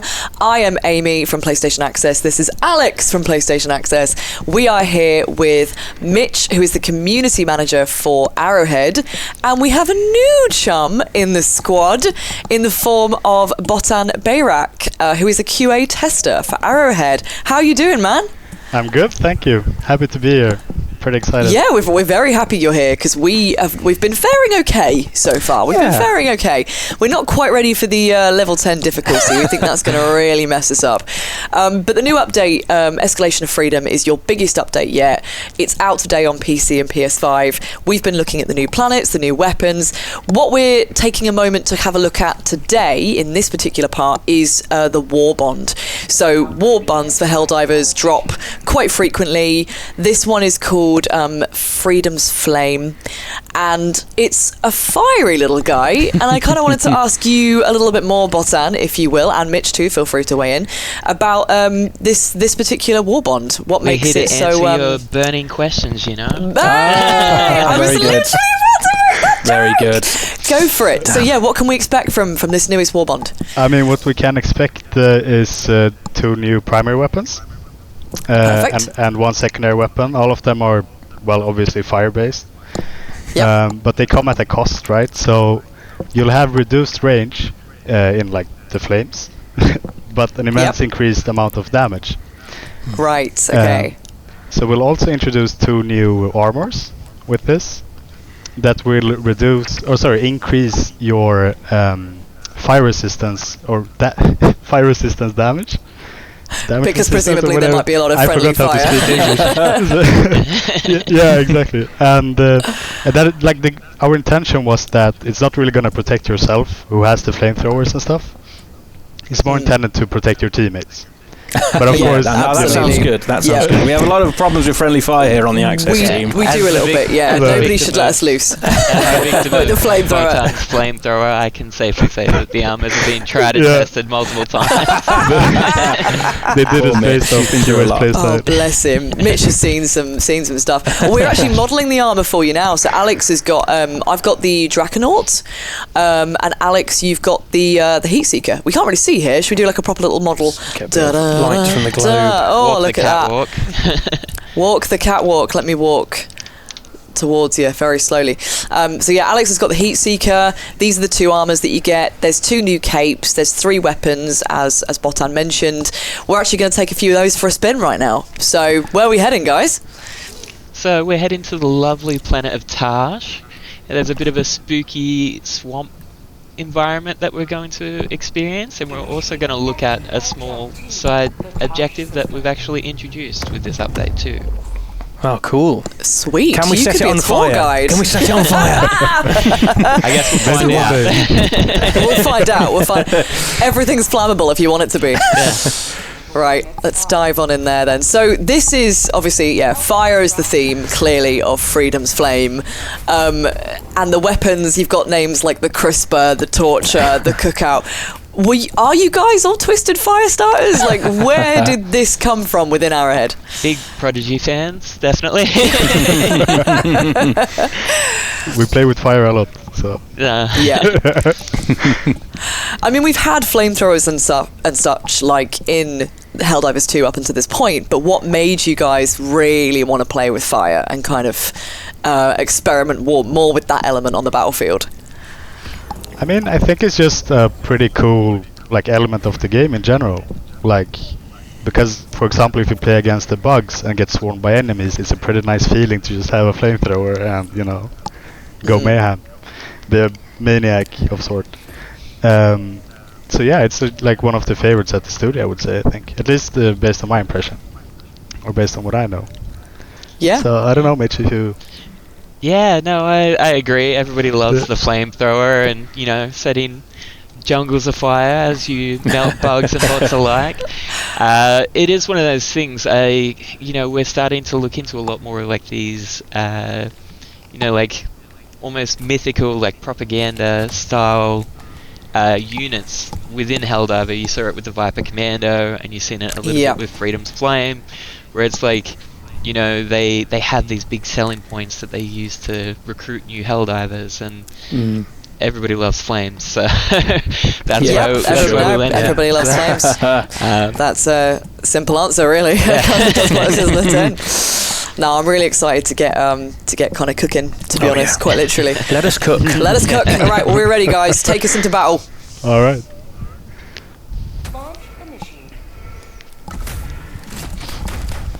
You can see on the Hell Pods as well, actually, that's the skin from the new Freedom's Flame Warbot. Yeah, that's the new pattern, isn't it? I love that it's called Safety Orange. I love that name. Well, you get like a new player title as well, which is like Safety Officer. Yeah. And you were like, that doesn't sound very good. I'm like, well, if you're dealing with a lot of fire, I suppose it's you just have to trust they know what they're doing. I don't know if they've been properly vetted or not, but... Okay, right. What's our objective? Retrieve the launch codes. Yeah. Reactivate the power generator. But we have that new side objective that I was talking to you about just to our northwest. Yes, of course. Yeah, tell us more about that, Mitch. Yeah, so essentially, you know, the war has been raging on for a little while now. We're entering sort of the second phase of it, I guess you could say, with the Escalation of Freedom. So what we see here is you know, the bioprocessors. So you'll see what the bots have started to resort to when they're fighting against Super Earth. And it starts to take a lot more of a dark turn, which we sort of discussed a little bit with the bugs before. So you'll see it, you'll get a better idea of it once we get closer. But this is, it's pretty dark compared to what we've had prior. Oh, okay. Pretty macabre stuff. Yeah. I'm intrigued. Yeah. I'm frightened. I'm always frightened of this game. You know, it balances out the cute Larry that we saw before. Oh, little Larry. Oh, yeah, Larry the lava. He was great. I miss him. I wonder what he's up to now. Yeah. He's on the farm, if there's a factory here, we have to sort of destroy them the same way we do with bugs, don't we? Yeah, so a grenade through the vent will normally take care of it for you. Done it. Oh, nice. Oh, not so nice. Well, I think I managed to destroy the factory, but I died from burning, so that was not ideal. Whoop. But I'm coming back in. Round 2. So, Botam, what's your favourite stratagem? We've been asking everyone this. Oh, okay, interesting. So it's kind of funny because I'm not a big fan of the laser weapons in general, but when it comes to the orbital laser, I don't know. It's like we're meant to be. It's that's my favorite. Match made in heaven. Exactly. So this is the bioprocessor here, by the way. If you have a look, you can see there's some bodies of some Super Earth people scattered around, and they're feeding into this machine here. Oh, that's horrible. Yeah. Oh my god, that's like an organ that's an organ grinder. Oh no. Oh, whoa. That is yeah, that's pretty gross. Oh, they're mulching us. They're mulching us into a paste. They're probably putting us on some small crackers or something. Oh. It's actually made me a little bit hungry. Yeah, me too. Oh, nice. Super air sandwiches. Blimey, you know, heck. It's not what you need. Okay, right. Let's blow it up with a nuke. destroy the shall we? bioprocessors so that it doesn't. Destroy it. It must be destroyed. It's too dangerous to How be do left we? alive. Let's How do we do that? Oh no, we've done it. There you go. Nice. Oh, there's a Sorted. nuke about to Literally go off. simple Run, job. run. Oh, go. Oh. And now we're meat for the meat grinder. Although I actually survived, shockingly, one of you didn't. It's Botan. It's payback. Finally. Sorry, I've been Botan. waiting so long for this. So, Botan, as a QA tester, which part of the Escalation of Freedom update, which part surprised you the most when you got your hands on it? That I think it was the booster. I think that affects Right. the Hell pods. Okay. Because I really like the idea of the Hell pods having like more unique effects in general. Maybe we can play a bit. Hopefully, we can play a bit more with that in the future. I don't know. Yeah. That would be pretty cool. Like, I think you can see it. We might try and get Alex to play with it. oh, we don't. Do we have it activated? Oh. Oops. No, sorry, other Alex when he comes on. Oh, my bad. Oh. The fire and the bots. I'm wondering if it's a good strategy. I'm hoping it is. There's a lot of bots. This is a lot of bots. Yep. I mean, Come on, I'm in Chris. trouble here. Make it There nice is and just crispy. so much fire everywhere. Mitch, do you know if the fire is good against the robots, against the automatons? Yeah, so the fire does work. It is primarily I feel like bug-based, it's more of a yeah. bug-based thing, but it is really cool to see how it interacts with the bots. You know, you can see it like within their gears starting to catch fire and spread. And with this new biome as well, it really stands out. You get the stark contrast. So Yeah, it looks incredible. It really helps light up some of the darker, more sinister-looking areas as well when everything is just completely Good ablaze. idea. Yeah, Let's just burn everything. it's Let's just set it all on fire and not come back. Well, they always joke that some of the bot planets were like we had Malevolent Creek, which was the players, they were calling it their Vietnam. Infamous. So now we're setting them on fire. I remember that. Yes, I've encountered Malevolent Creek myself. Yeah, I remember Never we sent you forget. some Malevolent Ooh, Creek, yeah. didn't we, at one point, for some reconnaissance? Good lord. Yeah, God, you never returned. Nope. What an afternoon that was. I love the little puff of smoke that comes out. Do you? When Yeah, you from go the to crisper. use your weapon. Well, yeah. Well, this is Is actually... it the same with the torture as It's well? the same with the torture as well. Oh, cool. Yeah, I love that. Oh, that's such a cool little bit of design. I know it Little sounds flames really dropping silly, off it as but well afterwards. the way it ignites that's very cool. is so cool. And we reworked the fire a little bit with this update as well, so the fire reacts a little bit more realistically. So, we really doubled down on this whole fire thing, so...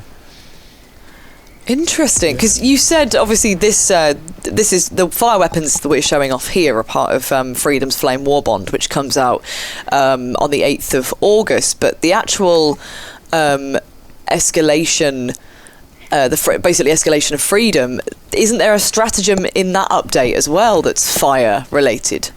Yeah, that's correct. So there's the orbital napalm barrage, which I'm actually about to throw on this. Ooh, Okay, let's get somewhere safe. Get the marshmallows ready. Get the marshmallows ready. I apologize in advance, Oh God, I hope I'm at a safe distance. I'm scared. I'm But really also scared. really excited.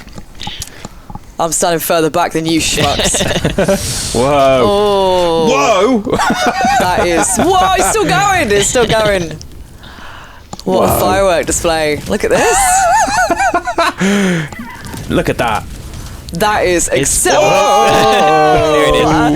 That's a classic when you think you're not in range, but you actually are. one thing you might see as well, or that we added as well, is that the fire of the weapons is a bit more compact now, like when you shoot it out of the weapon, and it also reacts to like to armors and different like hard surfaces, so it won't go through them anymore. So that's pretty cool as well. I've got an napalm barrage as well. I'm going to just throw one in do there. Do it, Alex. Do it. Oh god, there's a tank. There's a tank there. Don't go to the tank. It's landed on the turret. You're gonna get out of there, guys. I'm going to stand back here, and if it plays out, then we'll know. Oh my, no. What have I done? Oh, that's it. Watch from a safe distance. Watch from a safe distance. You get a little countdown ongoing, and it's like 17 seconds of pure chaos. It better destroy that tank. The tank's moved out of range. The tank's moved away. He's gone. Behind the trees. Oh, it feels like it's just getting bigger and bigger. Oh, there's a whole chase. Oh my word. Whoa. He's still going. He's still moving. He's still going, Mitch. Help us. How is angry now. We've torched the entire factory. How is that even possible? Oh my god! There's some big boys out here! I got the reinforcement off Botan, crush it! Alright. Okay, I'm gonna reinforce as well. Oh, there we go. It was already dead. Oh no, it's right there. Oh, I don't have the right weapons for this. Oh, there's a guy with a big saw there, because I turned my TV from going idle. Oh, goodness. Just die. Oh, look at that. Whoa! Oh, there he goes. Oh my god! There he goes. Whew. That's it. Ignite this boy. The fire effects are amazing. I mean, they look at really this. are. Like, oh, I'm done. I'm gone. What was that? So, Botan, what is the hardest bit of Helldivers 2 to test? Testing? We think it would be difficulty level 10, Surely. which we're excited to try out, / terrified. What's the hardest bit to test? Hardest bit to test? I think it would be, based on my experience, I think it's network. Right. Possibly performance, and also, like if we have challenges to not have a single friendly fire accident during missions. Alright, do you sort of lose points internally if that That's happens? great. That's a challenge. We almost need like a moral slider for the team kills. That would be interesting. Love that idea. But I think also There's like another Torsen tank. Sorry. I think also in general, I mean, balancing and stuff too can be a bit challenging, because like how do we align what, like our vision of it and what we want to what all of the players would prefer as well. Yeah. And things like that too. So I don't know, there's a lot of different challenges I would say in general. But Oh, there's friendly fire there. Well, there wasn't friendly fire because I was wearing my super fire suit. But if I'd been a bit closer, I probably would have burnt there. I mean, it looks beautiful. The way the fire like kind of ripples and kind of dances over like the vegetation is really cool. The lighting definitely feels like it's had a glow up almost. Like you say, you can sort of see that you've changed slightly how the fire behaves. I'm glad you noticed. Yeah, well, especially like with the big focus being on the fire, it's important that we reworked it and sort of had it where we wanted it for the update. Yeah. You know, and it really reflects like the hard work that everybody's been putting into it to try and make sure it's perfect. Because it's not an easy task, especially when developing like a whole new planet and then like a biome, sorry, and then also reworking how all the fire works within that. For sure, yeah. No, definitely. What's going on over there? Oh, it's trying to destroy the big turret. Yeah, that's what's causing all the damage. I see. That's what's happening here. And there's more reinforcements behind. Let me grab some supplies. So happy you have the shield, otherwise. I lost my shield somewhere. I think I left it when I died before. I might have picked it up. That's okay. And then I died, so I can't even give it back to you now. That's alright, as long as it serves you well. Yeah, it did. You know what? It really, really did. It was a very useful thing, and it's the classic thing of your mate's like lifeless corpse blows past you, and you just go, "Oh, a shield." Can we destroy these factory arms? Can we like get rid of? Because this thing's like making the tank, or maybe repairing the tank or something. I don't think we can properly destroy it. I think we could maybe try and drop like a 500. There we go. We can. Whoa. There we go. It was a small question, and I thought the only way to do this is generally to test. Alright, so if we go to the northeast now, we can...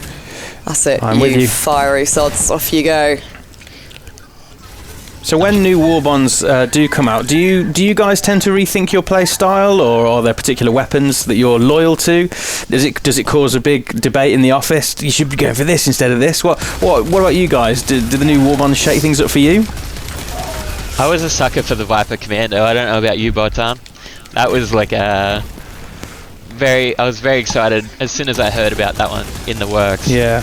And I've been waiting ever so patiently, not really, but for that to release. Because I'm a big fan of like where we took inspiration for that, you know, like the old 80s movies that... It's like Rambo and stuff like that. Yeah. And it's got the bro handshake, similar to what was in Predator. Yeah, that's great. So I was a big fan of that. Oh, watch the grenade. Woo. I tried to throw it away and threw it right in front of me. I'm like, but I think like my favorite weapons, I'm pretty boring in the sense of like I always play with the shotguns. And right. I do. I'm a big fan of the shotguns. Yeah. Maybe I shouldn't. I might have offended a lot of players saying that. Whoops. But yeah, those would be my go-to like forever. Yes, for a long time I was a big fan of the breaker shotgun, but I'm quite enjoying the cookout. Sorry, this has got a really nice feel to it. Just feels like it's very impactful or quite powerful. Yeah, I'm enjoying this. I've got the incendiary breaker, and I really like that as well. I do think it's because I definitely in games, I don't know about you guys, but I do have a tendency to stick to the same thing if it's tried and tested. But I think why the war bonds make things so exciting is because they're kind of like variants of what you love. Yeah. But they're sort of a little bit, you know, spicy. They've made, you know, fire versions or kind of like versions that behave in different ways. So it does encourage you, I think, to try new things. Yeah, definitely. Well, we don't want to like establish some sort of meta. We want people to have to experiment and try different things. And I mean, similar to how we spoke before about the fire feeling more adjusted for bugs. You know, we want to try and make it so these things are viable against any sort of enemy that you face. And that's all right. That's what Generator we really try and calibrating. do.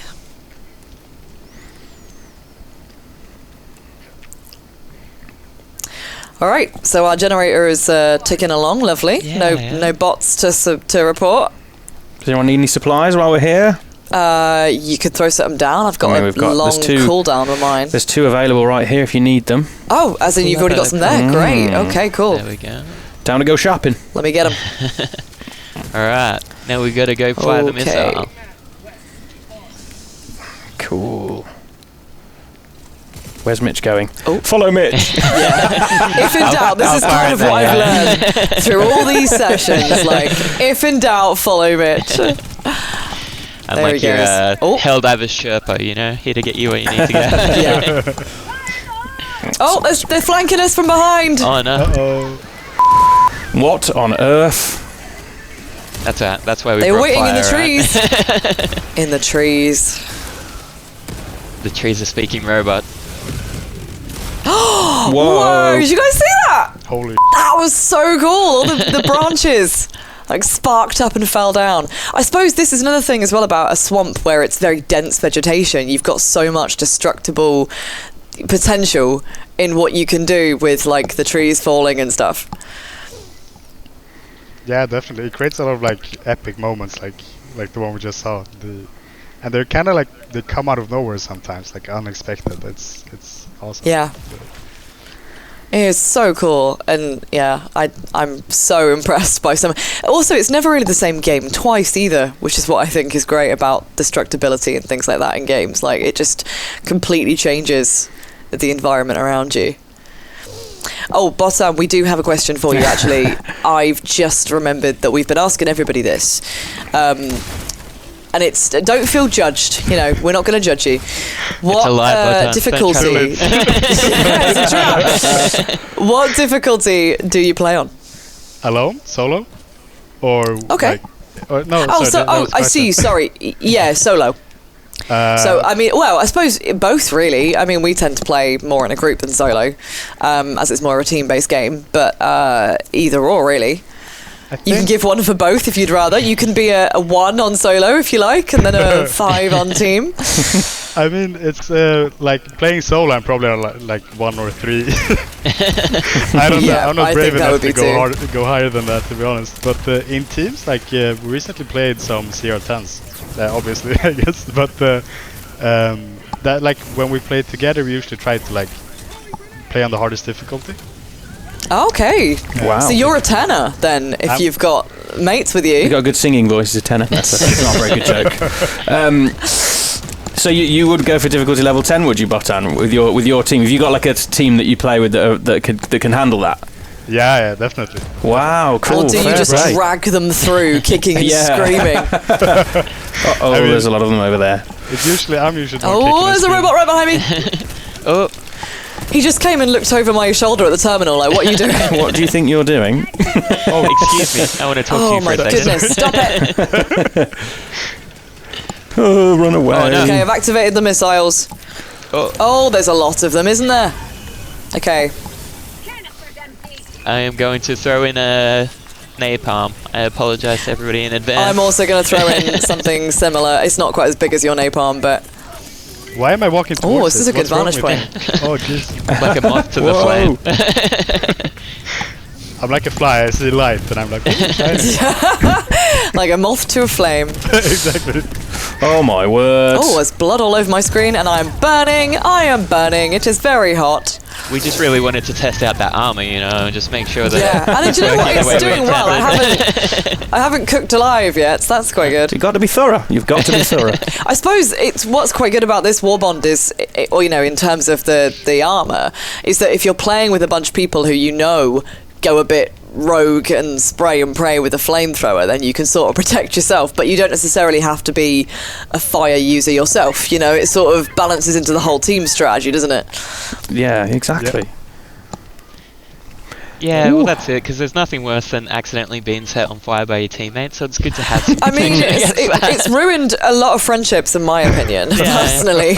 Don't bring up incendiary mines around some of the people in the office. It's still too soon. That's emotional pain right there. Emotional damage. It never goes away. It never goes away. Okay, right, I might get my guard dog back. I'm calling in a resupply for us over here too, if anybody needs it. Cool. I might have put the turret in a dangerous spot. Just a heads up. No, he's up on the hill. He's fine.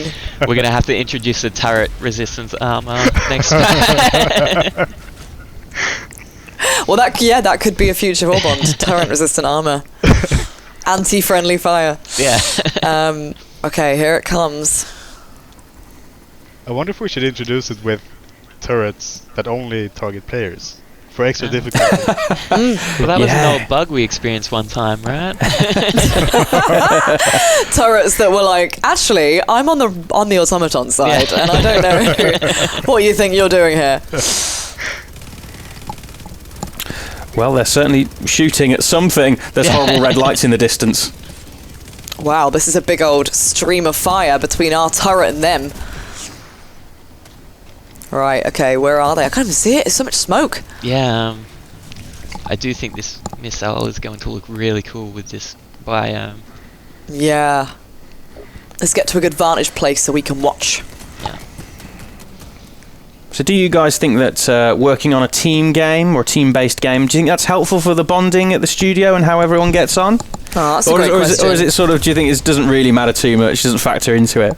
What's your take on that? That's a great question. I mean, there's ups and downs. You know, with the friendly fire. But I do sure. think it is really good, like, you know, co-op games, especially this sort of game, where it forces you to work together. It makes it really easy to sort of, the whole team's fairly well bonded. And, you know, you always have the water cooler moments where you can talk about your latest mission on CR10 where you didn't make it very far. Yeah. It's also like sometimes when we do playtest, we just use the matchmaking system. So we set up a time where those who can does play, or those, you know, so all the players just or all the devs matchmake randomly. So Right. it's a nice way to okay. communicate That's really between cool. teams. Yeah. Okay. We also get some extra coverage by doing that. So that's that's a nice. Yeah. Oh, we are. I get it's really eerie being in the woods when you can just hear the scraping of like rusty metal around you. Here they come! I see their little lights. It's right above me. Oh, I'm out of ammo. Oh no. What if you guys keep fighting? I just run around and gather samples. I mean, that's how many great matches of Helldivers have been won, to be perfectly honest with you. Oh. Oh, they're all in the trees. I see them. Keep running. Nice one, guard dog. Right, I think I'm running too far away from you guys, so I'm going to Watch out, rejoin the Botan. pack. There's a cluster strike coming in. We're also running quite far away. Oh my god. We're also running quite far away from the evac point. I'm trying to figure out whereabouts we're going. We need to go, like, southeast. Up this way, right? Yeah, oh, there's some big enemies here, though. I don't know if that's the way we really want to go. That way does not look nice to me. We'll see. Yeah. I'm going to do a resupply here. There's a big guy here. I'm going to try not to get him to land on me. I'm going to throw... Thanks, guard dog. Oh no, the napalm bounced back. I'm sorry. Oh no! Oh my gosh, oh my gosh, oh my gosh, oh my gosh. Will I make it? Will I make it? Will I make it? I probably won't. Run for your grenades. Oh, actually I did! Shockingly. Oh! I think I just made him more angry. I don't think I... Oh, that does not look... no. Yeah, sometimes when they walk out the fire, there's a real Terminator energy, isn't there? Yeah. You're like, oh my god, they obviously, like... They are so much angrier for being set on fire. Oh my god, I'm in a corner with one. Try to offer some covering fire. Yep. Oh no. Dive. Oh, That was that's a bad my idea. crisper. I've got to get close to use the crisper, and that's a bit of a problem. Just die. Alright, let's try and squash him with the stratagem. Yes. Is it gone? Did we get Oh, it? he just ran straight past me. He's coming straight for you. There we go, we got it. Oh, there he goes. Hey, Oh, nice. nice. Whoa. Oh no, there's more. Oh no, we're so close to the evac site as well. Come on. Maybe Oh, we that just one's leg it. There's a bot drop coming. Bot drops. That doesn't sound good. Bot drops. Oh, there's mines here as well. Oh, I need a resupply really. Yeah. But we've got a good 1 minute 30 on that front. Let me try my crisper. Oh no, we just ran into something. Oh, we ran into an outpost. I got no grenades to destroy it. Oh. What if I'm the grenade? I will, for democracy, I will become a democracy, grenade. I will. If Super Earth wills it, then I will. Oh no, who died? Who died? It was me. It was me. I think it was our martyr, Right. our brave soldier. Our brave. Our baby boy. Okay, Whatever I've he- sent whatever he a did seemed to work. reinforce, I think. Hopefully that's worked. Oh. Yep, that's approved. Oh my word. Okay, come here, let me crisp you up. We're slowly getting towards Oh, I was blown apart there. Okay, let's just get a reinforce in and see if we can regroup. Yep, we're not doing well. We're not doing well. Freudian slip. We're not doing too bad because we're quite close to the evac site, right? Yeah, I can see the blue light. At the end of the tunnel. Don't walk towards the lights. My hell pod was in a tree. Thank you for stimming me. I fell out and took some fall damage. You can't park No, there's a whole gang of them coming towards. Oh no. Oh god. Uh-oh. Okay, so Botan, I've got to be real with you. The name Bot is in your name. Okay, are you one of them? No That's how comment. come with it. I can't answer that question. That's what I thought. That's what I thought. Can I get up and leave now? Am I done? No? Real talk though, would you prefer facing off against? Do you prefer the bugs or the automatons? Ooh. What would you rather face off against in real life? Oh, in real life? Yeah, or in the game. But I always think real life is a bit more fun. I think in real life probably the bots, because I feel like I can run faster than them. Yep, absolutely, yeah. Yeah, like if I want to be, extra brave, yeah, then probably the bugs. But I hate bugs in real life, so I would probably just. This is what other Alex was saying. You know, you guys over production at Arrowhead? director was saying, Yeah. everyone at Arrowhead hates bugs, which is just so ironic. Interesting, isn't it? But also kind of fitting because they Yeah. want to blow them up. Yeah. If you I get really it. hate something, design a game where you get to invent really elaborate ways of blowing them to bits. I mean, it makes perfect sense Or to me. incinerating them, yes. Yes. Right, I might put another turret down, maybe. Oh, I don't know. Maybe let's bring out the big guns.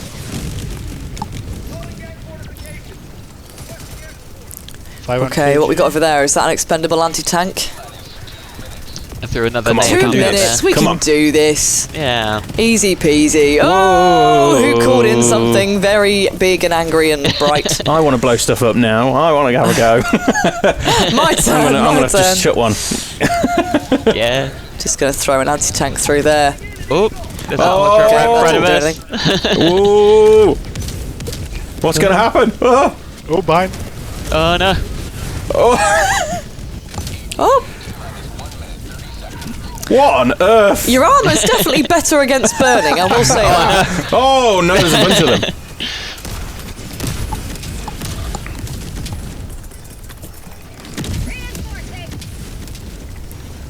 That's it. Eat fire, robot scum. Sorry for whoever just ran in front of me. I gave you 3rd degree burns. What's some That was 3rd my degree bad. burns I ran amongst in front friends, of you know? Right, I was going to try and get in my little suit for gunning, but I couldn't get there. There was too much fire. Oh, there's a chainsaw guy I can coming. hear, 51 seconds. lots of gunshots. Where are they? Oh, There's one. Go on, Gatling. Gatling, I choose you. Gatling, I choose you. Here, I'll try and get Go him on. to face the other way so you can shoot him in the back. Just don't That's shoot it, me. get him in his Yeah. back. Yeah. Whoa, there In he his big, goes. silly Nice. old back. Nice. You work well as bait, Mitch. Yeah, thank I you. must admit, deploy the Mitch bait. Oh yeah, my Gatling's going for these guys now. Do you guys ever prime a stratagem and then the opportunity changes, like the circumstance changes, and before you know it, you're just running around in circles holding a stratagem that you're not planning on using? More times than I care to admit, you know? Thanks, Mitch. You're all of us. Oh, where's the Come on, pelican? the pelican's coming. This is going to really embarrass him. He hates the story, but when we first played Helldivers, Alex got killed Don't do by this. Don't do this. being underneath the pelican when it landed. It landed right He on was top just of me. literally there, like, where's my evac? Bang. And there's the nice safety orange pelican there as well, yes, taking that's off. the pattern from Yeah. the Freedom's painted it Flame orange, Warbond. so we just painted it orange so Alex wouldn't stand under it anymore when it Yeah, goes so into land. Alex can see it better when So it that's the lands. thing I have to stand underneath, right? Okay. You'll be it's like a bus stop, you know. You wait there, wait under the shadow, it'll come along and pick you up. Exactly. Well done, team. Well, that felt done, good. team. I really like that, the new shotgun. Yeah. Yeah, actually, I quite like the flamethrowers. I think when you get used to, you have to be a lot closer. The trade-off is, like Botan was saying, you've got to be closer to use them. But 2 stars. I mean, it's unremarkable, I'm sure. Unremarkable performance. Unremarkable. That was great. You wouldn't write home about it, but it was all right. It was okay. Yeah, we fought the good fight. Yeah, exactly. All right then.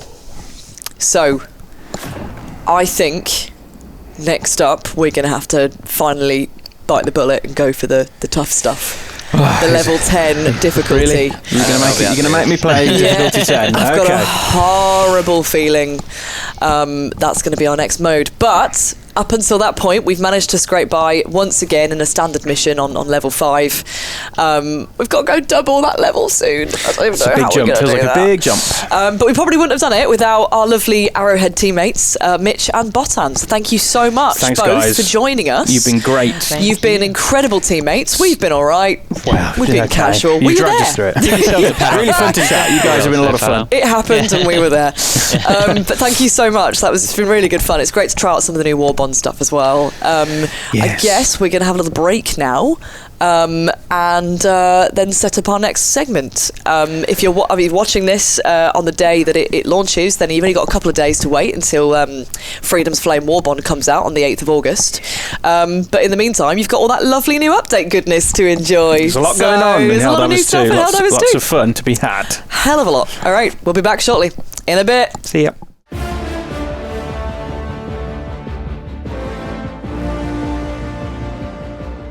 Hello, lovely humans. Welcome back to the Helldivers 2 Escalation of Freedom launch stream.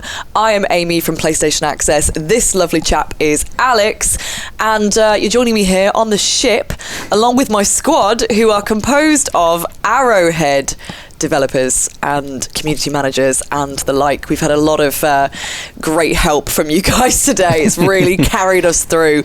So Mitch, welcome back as community manager, and also Alex Boll, who is production director. Guys, why are you making us go on level 10? Why? What do you get from torturing us this much? I'm not looking forward to this at all. I think you're worth it. You can do it. I believe in us. It's like a L'Oreal ad. Thank you so much, Alex. It actually works. I feel a bit more confident now. Empowered now. Yeah. Okay, sure. So this is brand new with the update. The update is out today on PS5 and on PC, and it's never had up to level 10 of difficulty before. No. So we're going into unknown territory. I didn't know numbers could go that high. No, Alex can only count to 9. So actually, for him, this is a whole learning experience. What should we expect? Dying Besides a lot. to cry. Yeah, lots of dying. Lots tears, of dying. blood, freedom.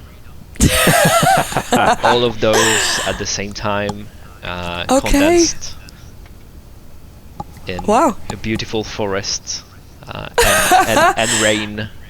It's I should sell trips. Yeah, holiday. I'm really ready to book a holiday. Let's go. Absolutely. I feel like wherever you're going, I want on board. You know what I mean? Okay. All right. Well, let's dive into level 10 then, shall we? I'm not ready, but for the purpose of this, I'm ready. Ready as we'll ever be. Ready as we'll ever be. Right. Are we going in for bots or are we going in for bugs? Bugs. Going in for bugs. Yeah, because Alex loves bugs I think we can. much. Okay. I think we can handle some bugs. Okay, Yeah, all right. we've done bugs before. Remember what I told you. I'm probably not gonna look at the screen while we play. I'm scared of them. I love that. Yeah, if you've sort of just if you'd forgotten this, I guess from previous conversations, yeah, Alex is scared of bugs, which is hilarious. Being a developer on Helldivers 2, I can't help but just imagine you like looking at your own content with your hand over your mouth, like a hand over your face, just like ah. Yeah. Yep, it's going to be a real riot out there. Are we going to see? Yeah, we're going to see some impalers, the new guys that we saw a bit of earlier, the tentacle guys. Hell yeah, my little tentacle friends.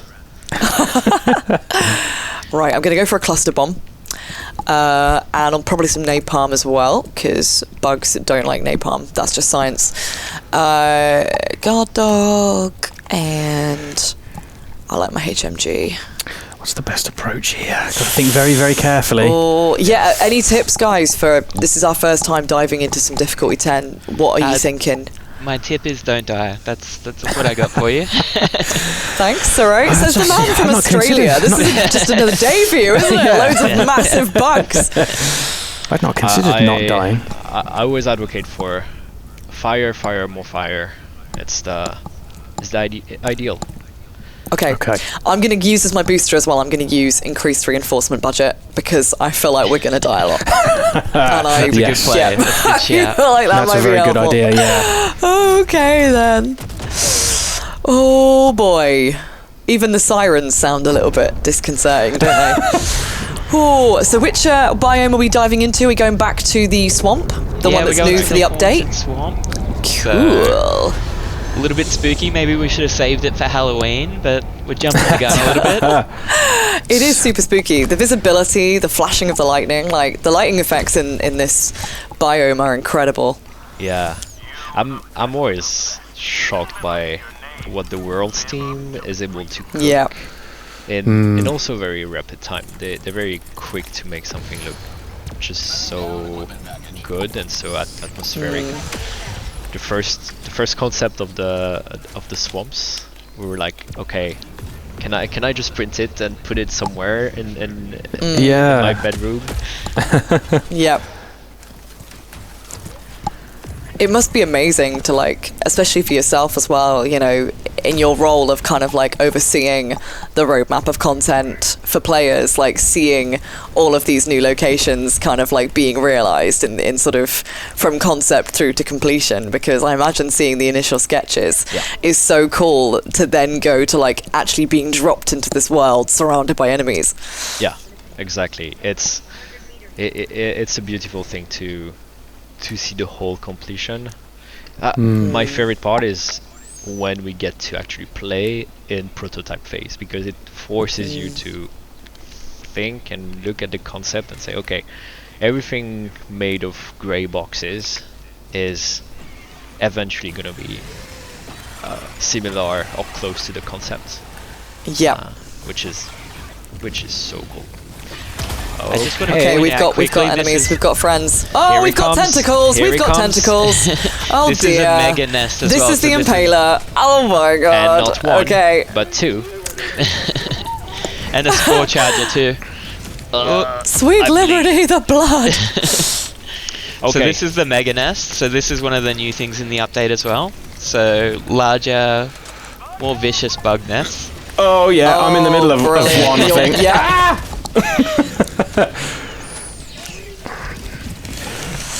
Right, I'm gonna have to throw something down, I think. Horrible bugs everywhere. Right. Okay, well we're gonna. Oh god, there's a charger. There's a charger. Oh no. Oh goodness. I recommend. I saw as well. There's like a spore charger or something, isn't there? Yeah, there is. I think I just encountered one. Is that what you just saw? Yeah. Oh, Mitch. So what's the kind of the thought behind the spore charger? That's just something that is a charger, but absolutely worse somehow. Oh, there it is! There it is! It's right behind me. Yeah. Yes. Go ahead. Yeah. I mean, yeah, that was basically that. It's a lot of time our enemy variation and all that. We're like, okay, how can we make it even more nasty? And I insist on nasty because right now I'm just disgusted by this. Ew, it's terrible. No, it's horrible. Look at that thing. Alex is like, you know those bugs that I hate? Just make them so much worse. Yeah. They should have an indicator like how much I puke per session.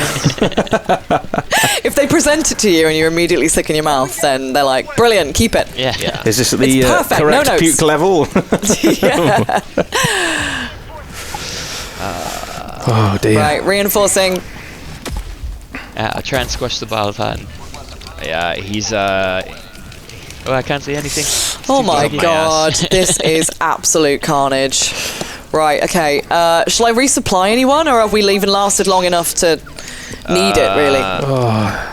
Dying is my resupply. So Yeah, I was going to say, I think most of the time we just die, don't we? Oh man. Oh no. Run away, run away. Our Alpha Commander got me. That's one of the new enemies as well, actually. Oh, is it? It looks a bit like a thorny devil. It's got like so many spikes and kind of like jagged edges. Yeah, well... Oh, no, again, big horrible creature. We took something that was already in the game. Yeah, and sorry. Took it to the next level. Just killed it. Sorry, Mitch, say that again. Sorry. Again, the Alpha Commander is just a prime example of what Alex was saying, how we took something that was in the game and just took it to the next level. In case they weren't annoying enough before, you know, we had to make that little bit more. Well, this is escalation, right? This is the whole point. Yeah. It's meant to take what we had, and if it ain't broken, make it worse. Sorry. Oh, man. Oh, sorry, I got really excited there. I dealt the killing blow to the Bile Titan, or at least one of the Bile Titans. Maybe there were a few. I think I managed to escape from one. I didn't do much else. I just sort of ran away otherwise. I think that's the smartest move, though, really. Tactical retreat, I like to in see. level Tactical retreat, yeah, exactly. Tactical retreat is right. In level 10, it's like, you don't even really think about the objectives at first. You're too busy trying to stay alive. But it's often what doesn't work, is that if you just try to survive and not focus on the objective... Oh my god, the Impaler is everywhere. And I'm saying that with the most calm and serene way, but I'm dying inside right now. Yeah. Oh, I've just been impaled. I've been impaled. I was impaled and then I was charged. That's the one-time combo, you know. Happens to the best of us. Who among us has not been impaled and charged at some point in their life? Oh my god. Oh, I found the mutated egg. Yeah. Oh no. Nice. Wait. I'm going for it. Good. Grab it. I got it. Oh my god. So is the mutated egg a special reward? Is that a difficulty 10 thing? Correct. Ah, okay. Oh, nice. What's the benefits of getting it for you? Another Larry. Yeah. Another Larry. Yeah. Larry! Oh, look at Larry's back. Can we escort Larry on the hardest difficulty? If you can get to keep Larry, then he will become your pet. Oh, that would be cool. Hey, when he grows up, maybe he'll be on our side, and then he'll be one of the bugs that we can use. We can ride him into battle. No one's really thought about this. Oh, yes. I don't know if that's Super Earth approved. Yeah, I'm not sure. I'm not sure the Ministry of Human Rights will say yes. Yeah. I like where your head's at, though. But unfortunately, that's not the way that our evil overlords, not evil, just democratic overlords are at. Principled overlords. They have their rules. Small sniper bullet just appears on my forehead. Yeah, don't mind that red dot. Yeah. Oh my gosh. Okay, there's a lot of them. There's a hell of a lot of them. So much death. I know. I don't want to be the bearer of bad news, but I just threw baby Larry in the leg. No. Oh, so yeah. Well, this is the thing, isn't it? Larry he looks cute, but he makes a racket, and that brings them all in. You killed Larry. He's my friend. Oh no, there's another one. I'm gosh, dead. I'm absolutely being mulched here. Shockingly, I'm still alive, but I've had acid all over me. I've been batted around like a pinball machine from the two in Palers there. We're doing great. Yeah. Okay, here we go. Come on back. Of course, there's impalers. Do you mind? We're in the middle of something. I know. Give us a minute. I've no idea. It is relentless. But the way your body is kind of thrown around, the animators did such a good job with the ragdoll physics. Yeah. You really do just feel like you're not even mad at how you die, because you're like, it's kind of funny. It's been one of a core component. Oh no, he got me. We need to make the. Did somebody just land on top of Mitch? Yeah. I think maybe someone did. Was that you? No. It's always the people you think you can trust the most. It wasn't me. Mitch was there. He's fine. Where is Mitch? I'm with Larry now. Let me just reinforce Mitch. Oh, what, was Larry there too? No, Oh, but God, I'm with could you Larry. I mean, killing Mitch is one sleepless night, but killing Larry, What is happening out there? I don't know. Oh my God. The level of chaos in this game. I mean, it's beautiful. Like, explosions and just pure carnage. We're almost So what's the thinking? I mean, you've got difficulty level 10. We might as well take this up to 11 or 12 in future. I can't imagine how you would even do that. Yeah, do you feel a little bit like you might have created something that you're going to struggle to top? You know, not talking about the future per se, but almost like, have you... were there other ideas you had that you were like, oh god, no, that would have made it way too hard? Yeah. How masochistic did you guys get? There's a long discussion about what's the recipe for always pushing the mastery level that we ask the players to get to. Always higher. Yeah. I can't say, like, we had a lot of ideas. I think right now what we made out of it is the core of what we wanted. So yeah, there's going to be more discussion when we see that some people are completing it in no time. Yeah. When somebody does it on a Just Dance mat, I think that's when we know we've... When someone gets their goldfish to play it, absolutely. That's when we work on CR11. I'm just hoping I can see someone finishing it on congas, the Donkey Kongas stuff. The bongos. That's going to be magnificent. It is going to require some thorough... I can't wait to see the players' reaction to the new difficulty tier, what the strategies are and how they're going to figure out how to get a foothold in this new difficulty level. It's going to be really interesting to watch. Yeah. I hope they fare better than we are right now. Me too, Yeah, man. me too. Right, I'm going to throw that over there. Has anyone reinforced? I think. Yep, someone's already reinforced. Great. Thank you. Oh, it's just... I feel like I'm just fighting for my life.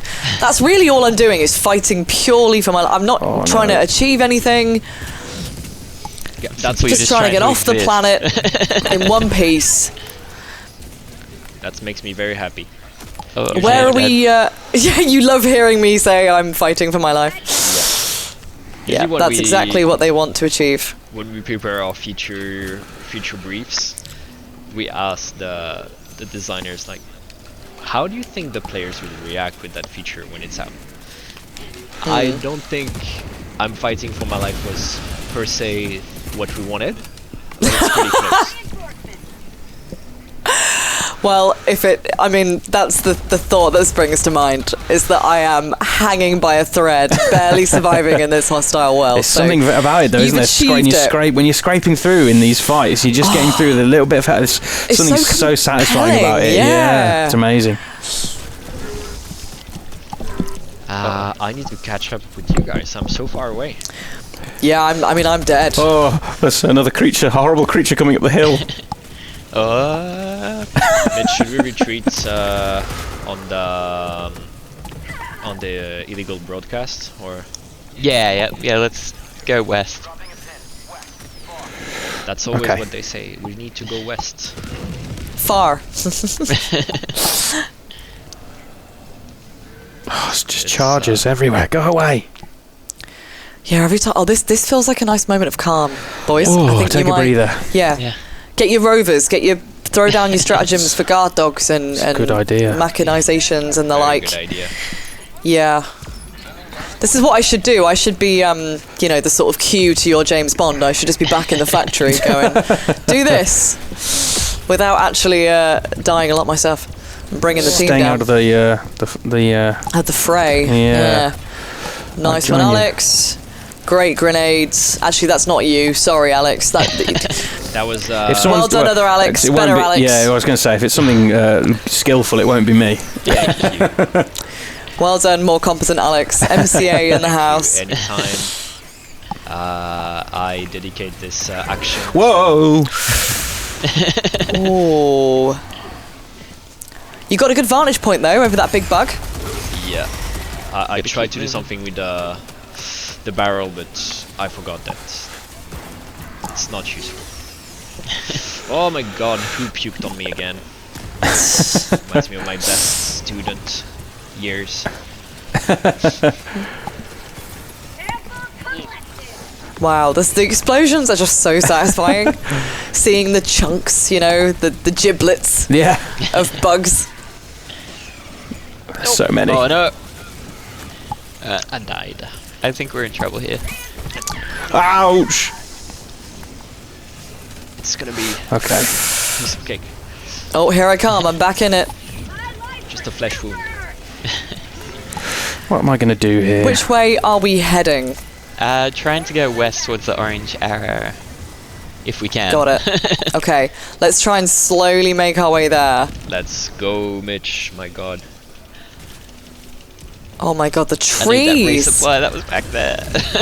The destructible environments are absolutely balmy. Oh Or my Chris's hard Oh, work. look at that Oh, no. impaler! God, that's like something out of a sci-fi thriller. Like that thing just throwing its tentacles into the air against the like napalm sky. We're living rent-free in people's nightmares. It really will. You've definitely gone. Was it like interesting? You know, kind of was that the plan? I guess with this to sort of make this update escalate everything, but also tonally make things a bit darker. You know, because it is very self-referential even, and kind of funny and light. Did you want this update to bring with it a little bit more sinister vibes? I mean, there's so many content that will come along in the next months that will kind of define that a bit more. But every time we want to address those new updates as something that has a clear fantasy. Escalation of Freedom was one of them. We wanted to go into something more grittier. But yeah, that's. I'm trying to choose my words into okay. Yeah. What do I No, say? of course don't worry, dude. We're not gonna. We don't. I think we want the surprises. You know, we want things to remain secret. So But it's definitely this is that. it. It's something more gritty, more intense. It's all the Helldivers are called to arms, and we need to spread democracy across the universe. So that was really how do we crank everything up? How do we make it absolutely. almost, we will never want to lose that tone, but almost like, okay, this is serious now. We need to fight. No matter how dark it gets, the Helldivers will fight. Yeah. Yeah. I think it's very clever that you've balanced it with that tone of levity as well, because it is, you know, a very self-aware, very funny game. Exactly. The funnest part is how much people play into the fantasy. Yeah. That's probably what gives us, you know, the most from our community is the fact that so many people are involved in the Helldivers. We see it a lot in like the user-generated content that we receive and like all the feedback that we get. It's like everybody's super engaged and just wants the best from the game, which is really cool. Oh god, there's a lot of spewers down here, guys. We got a spewer again. There's one behind us as well. Oh, they're everywhere. I feel like I might need my guard dog soon. Oh! Whoa. But we terminated the illegal broadcast. They just terminated us at the same time. Whew. Okay, well, I'm spectating again. Come on, Alex. It's down to the less competent Alex. Less competent Alex. It's my No moment to pressure, but it's shine. all you. It's my moment to shine. I feel alright about this, though. Considering me and Alex are, you know, more casual Helldivers players, I'm actually feeling alright about this, you know? Oh, yeah. Wait. Well, good for you. I don't my speak God. for you. I need to check with the devs. They're feeling alright. Yeah, what would Guys, how happen? do we do? What would happen if we did really well? Us. And they were like these two absolute, you know, Amateurs. amateurs who only really dabble in the game. Yeah. Who enjoy it, but are very cash, just absolutely rinsed level 10. You'd have to press a big red button, wouldn't Well, that's you? what's about to Delay the happen, so update. buckle up, guys. Oh, No, it'd just be like, oh. My level of confidence is high enough that I knew that it wouldn't happen, so... and Mitch is carrying a lot. Oh, this is the edge of the combat zone, but Mitch at is least very much carrying us. surely yeah. we're safe here, just for a moment. It's a team effort. Teamwork makes the dream work. That's It it. does. You're the inspirer, Mitch. You're the guy who's got all the words, all the right words, Oh, Mitch is here. I'm safe now. all the encouragement. Oh no, your guard dogs hit me. Oh no! No! They become sentient. Yeah. Oh my god. Too much Oh, motivation. no. I'm getting put down. Oh, look at the size of that boy. no. He's huge. All right. Well, that was good. That was brutal. Well, that was fun. It was nice knowing you all. Yeah. Maybe that will do something. A bug breach as well. That's fantastic. That's just what we need. Oh man. When you thought everything was going all Oh right. no. Oh, Alex. This is not This good. is fine. Whoa!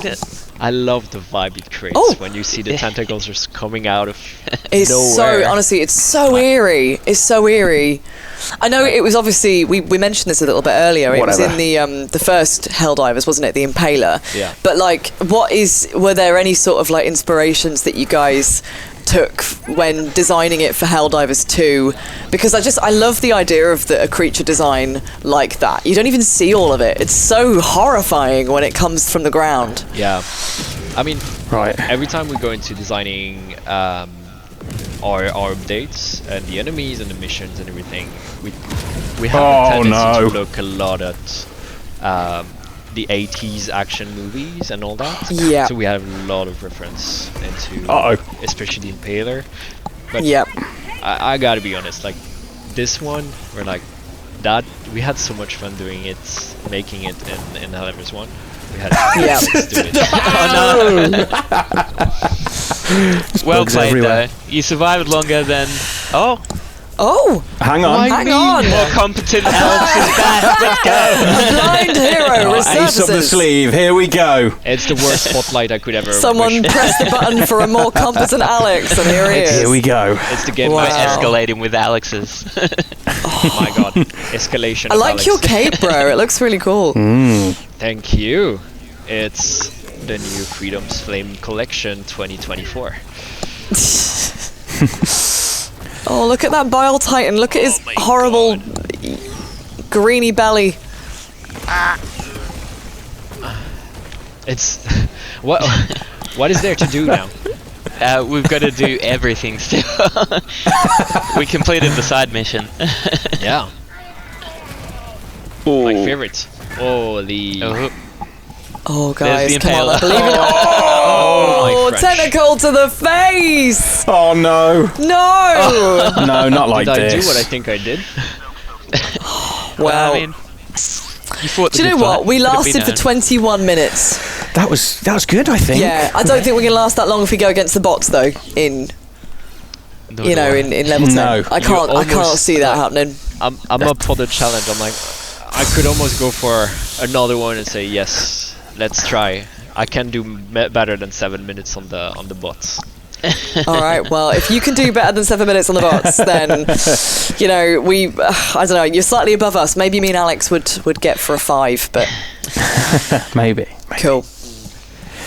Right, well, that was, I think the term is disgraceful conduct. I've seen that a lot today. We've seen that a lot today. But no, we've done missions on a solid 5, but 10 is, it's flipping hard, isn't it? It's a test. It's a flipping real hard. test. It really is. But I mean, thank you so much to Alex Bowl, production director for Arrowhead, and also the lovely Mitch Eyre as well, community manager for Arrowhead. You guys have truly carried the team, Yes. and I'm sorry for the pain that your back will endure tonight when you get in and you're like, oh God, what was I lifting today? Long day of I've got carrying. my Us. ice packs ready, you know. Yeah, exactly. It us. So I think we nailed that. I think it's safe to say. Yeah. We're going to take a short break, and then we're going to come back with another segment of deep diving into the new Escalation of Freedom update. So Alex will be back momentarily. We will be back momentarily. Yes. Go get a cuppa. Thanks very much. See you shortly. Bye.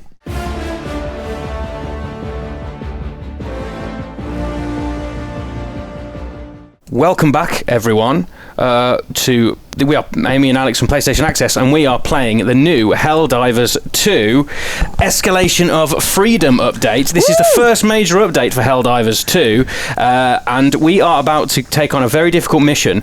The new level 10 difficulty is the mission that we are taking on, but we are not alone because we have two people that have worked on Helldivers 2 with us to help guide us through it. Would you guys like to introduce yourselves? Mitch, would you like to go first? Yeah, g'day, I'm Mitch. I'm one of the community managers here at Arrowhead. I've been with the company about a year now, and I was originally support, but now I'm doing community stuff. Great to have you with us, Mitch. Please have your reinforce stratagem ready to input, because I'm going to need it. And rounding out our incredible team is Chris Bretman. Chris, would you like to introduce yourself? Sure. Howdy, everyone. My name's Chris. I'm a level designer here at Arrowhead. I've been here about 3.5 years, working on a lot of the levels and missions for Helldivers 2, and I'm also the resident Florida man of the studio. It's great Florida to have you. man. Well, it's great to have you with us. Your unique skill set. Great to have you as part of our team. I grew up battling gators. Now it's time to battle difficulty 10. Oh, well, talking of, welcoming back Chris, why would you do this to us? Why? Why are we doing level 10? Because difficulty 9 was too easy. Wow. I have so many questions. Shall we throw ourselves in? And I'm going to try and ask you a couple of questions whilst we die a lot. I'm just going to be screaming a lot for the next week. Reinforces. I'm so excited for this. So difficulty 10 is brand new in the Escalation of Freedom update that's out now on PC and PS5. And what kind of made you think this is Escalation says it all, right? It's got to get harder. The stakes have got to get bigger. What was the thinking behind designing level 10? Right, so one of the big things was like, all right, we have a living and breathing game. We're going to be updating it constantly, so we need to really revamp what we have. So one of the things was, all right, the first game had more difficulties than just 1 through 9. And players are pretty familiar with Helldivers 2 and 1 through 9 now, so how about we give them a new challenge? And what's a better challenge than the number 10? So yeah, no, absolutely, it makes sense chronologically. Sort of our starting point of just like, all right, let's see what we can do, to keep players coming back and challenging themselves in the Ring of Fire. Yeah, absolutely. I guess the biggest thing really, and this I suppose is a challenge that many developers I'm sure face, but I'd love to know how you tackled the balancing of how difficult it is. Because naturally, you want to make it a real challenge so that players have something to work towards, but likewise, you still kind of want to instill a little bit of hope that they can do it. Yeah. So how did you kind of tackle that? Yeah, that's kind of one of the biggest challenges is, sure, we could just, put a bunch of more enemies on the screen and say, like, okay, yeah, it's just more dudes to fight off, some more gameplay goons that you have to deal with. But I thought, we can do more than that. So a lot of it is kind of comparing what we already have, like sort of the hardest parts of the game currently, which is like 7 through 9. Okay, now what can we make that really builds on that's more interesting than just more enemies? So a lot of the thought went into more enemies that were kind of specific to difficulty 10. Right. For the bots who we're going to face off against now, we have an armored scout walker. We have this rocket tank that also acts as like a mid to long range artillery that fires on you. So you are getting swarmed by more enemies, but you're also having to deal with some new variables on the battlefield that you haven't seen before. And I think one of the big things that really can set difficulty 10 apart is we have our fortresses for the bots, which are basically the outposts from earlier difficulties, but much larger and much badder, and they have a fun reward in them too. Ooh. Interesting. Okay. I don't know. Well, do you think we'll get to Sever Ward? I was going to say, can we get to it? See if we can give it a go. Dropped us near it, so we should hopefully survive until then. Yeah, let's see. Oh, there's a turret right gosh, there. I am scared. I have nerves in my tummy. This is my first ever experience of a level 10 difficulty. Yeah, same. It is for both me and Alex. So, I just got sniped by something, but it's fine. It is all good. Oh my god, I hate the automatons so much. This is the other challenging thing, I guess, as well, is like each enemy is so unique. Like, you've got really the two tribes of like Terminids and automatons. Oh, someone's down already. It wasn't me. I wasn't the first to go. Oh, there's a big I'm dead as well. Right, there's I've just reinforced cannon. someone. There's something up there that's just a bit... Let me reinforce I can again. see the Hold artillery. Oh no, we're all good. Oh, wow. Absolute wow. Okay. And a half. That is incredible. Okay. Oh, and we see up there, they have one of the rocket tanks is currently shooting up into the air and firing down on us. So we might want to not stay here. Yep. No, we really might not. Let's get a move on. Lead the way, Chris. All right. Mitch, lead the way. On me. He's like, I delegate to Mitch. Mitch, go. Oh, hang on, dude. Do you need a stim? Are you okay? I think I'm okay for now. I need ammo. We all need ammo. We all need something. So going in, for players going into level 10, any sort of hard and fast rules to stay alive? Communicate with your team. Don't die.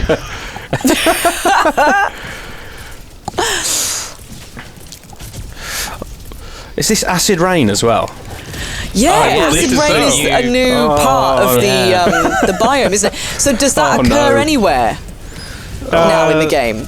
I believe it's only on the desert planet that we're on now. I'm not sure if it's on all planets. Oh, I'm the only one left alive. Yeah, so all the different planets have different weather effects, and on certain planets you'll find the acid rain. I think we're actually going to be touching on acid rain in one of the other sections. Yeah. So we can go into a little bit more detail, but really, really interesting to see it in action. It's really cool, isn't it? Because we can sort of go into detail later about how it works, but it makes the battlefield look super Ridley Scott, doesn't it? It's very eerily green. Yeah. And one of the things I was curious about was you must have to design the game differently for automatons and the Terminids, right? Because it's almost like two different ways that the player has to battle, has to fight. They're such different enemies. It's completely different sort of challenges. So, talk a little bit, I guess, about, if you could, about the challenges involved there. But also, have you had to tweak them differently for difficulty level 10? Oh yeah.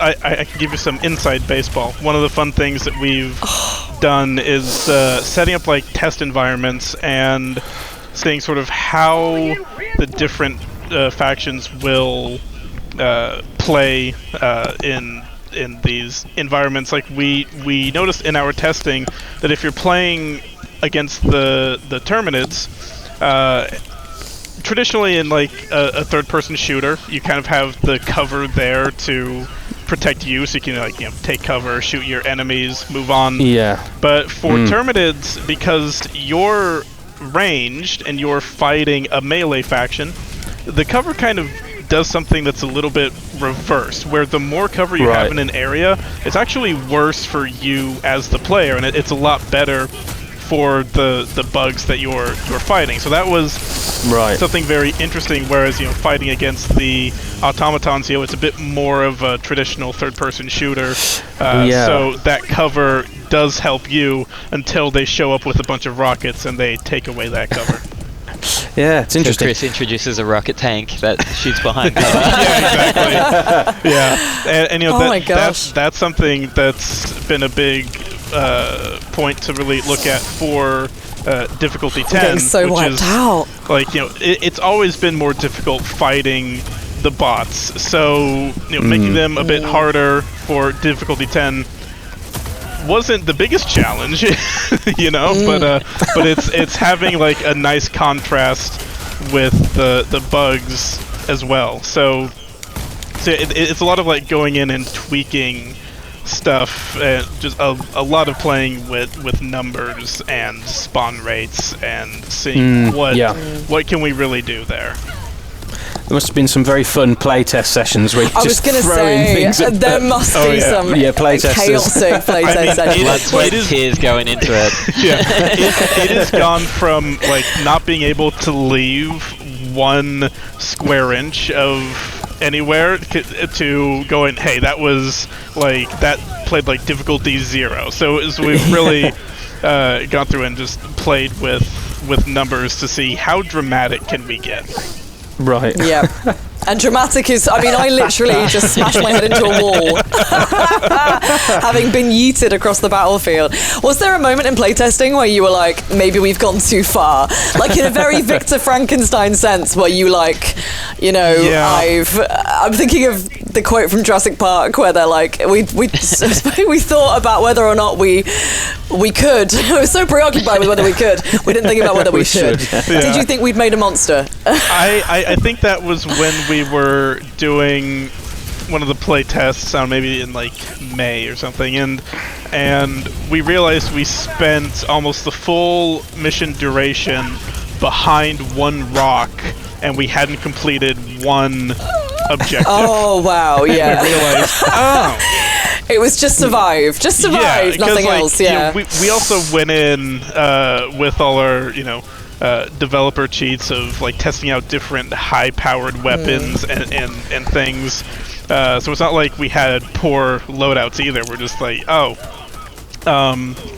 whoopsie. Yeah. Yeah. This is not looking very good right now. No, this is not very promising. Come but on, Mitch. This is you can all do this. Come on, Mitch. Run for the hills, Mitch. Oh no. Come on, do it for us, Mitch. I'm going. 18 seconds until somebody's back up.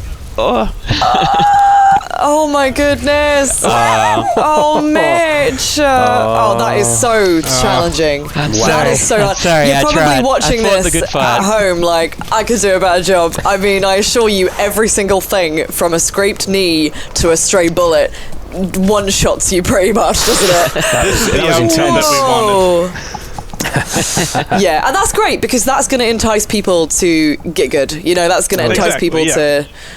That's really, really mad. I can't believe part it. of the thinking for a difficulty 10 wasn't just like, keep dying and dying and dying. It's going to be like, okay, you died, but now go back to your ship and talk about, okay, maybe if I did this loadout, or make you think about a loadout that you haven't really tried before. And yes, exactly. And like maybe you only like playing this with one friend. It's like, okay, maybe it's time to branch out and get more friends and really go out in the real world and make some friends. Yeah, exactly. To quote Jurassic Park again, it's life finds a way. Life does find a way. It absolutely does. Hold on to your butts.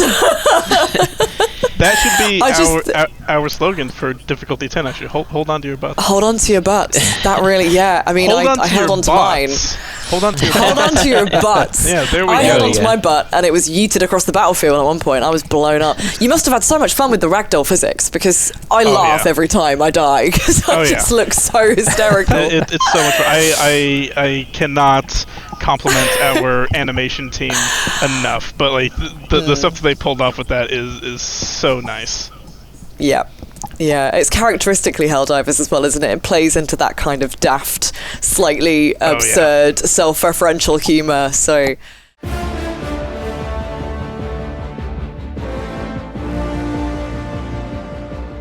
Okay, thanks, Chris, and all of the Arrowhead team for the lovely trauma that we've just experienced on level 10 difficulty on Helldivers 2. Alex is there, boldly saluting. I'm ready. I will get to difficulty level 10. I will. He will. I'll he be will ready get someday. Good. He will do someday. it someday. The update is out now for PS5 and PC. So dive in, explore the new biome, the new swamp, check out some of the new stuff that's going to be appearing missions, new enemy types, and have a go at level 10 if you're brave enough. Or foolish. If you're brave or foolish, fool of a took. Have a fantastic time in Helldivers 2, guys, and liberate Super Earth for us. Do it. See you guys. Bye.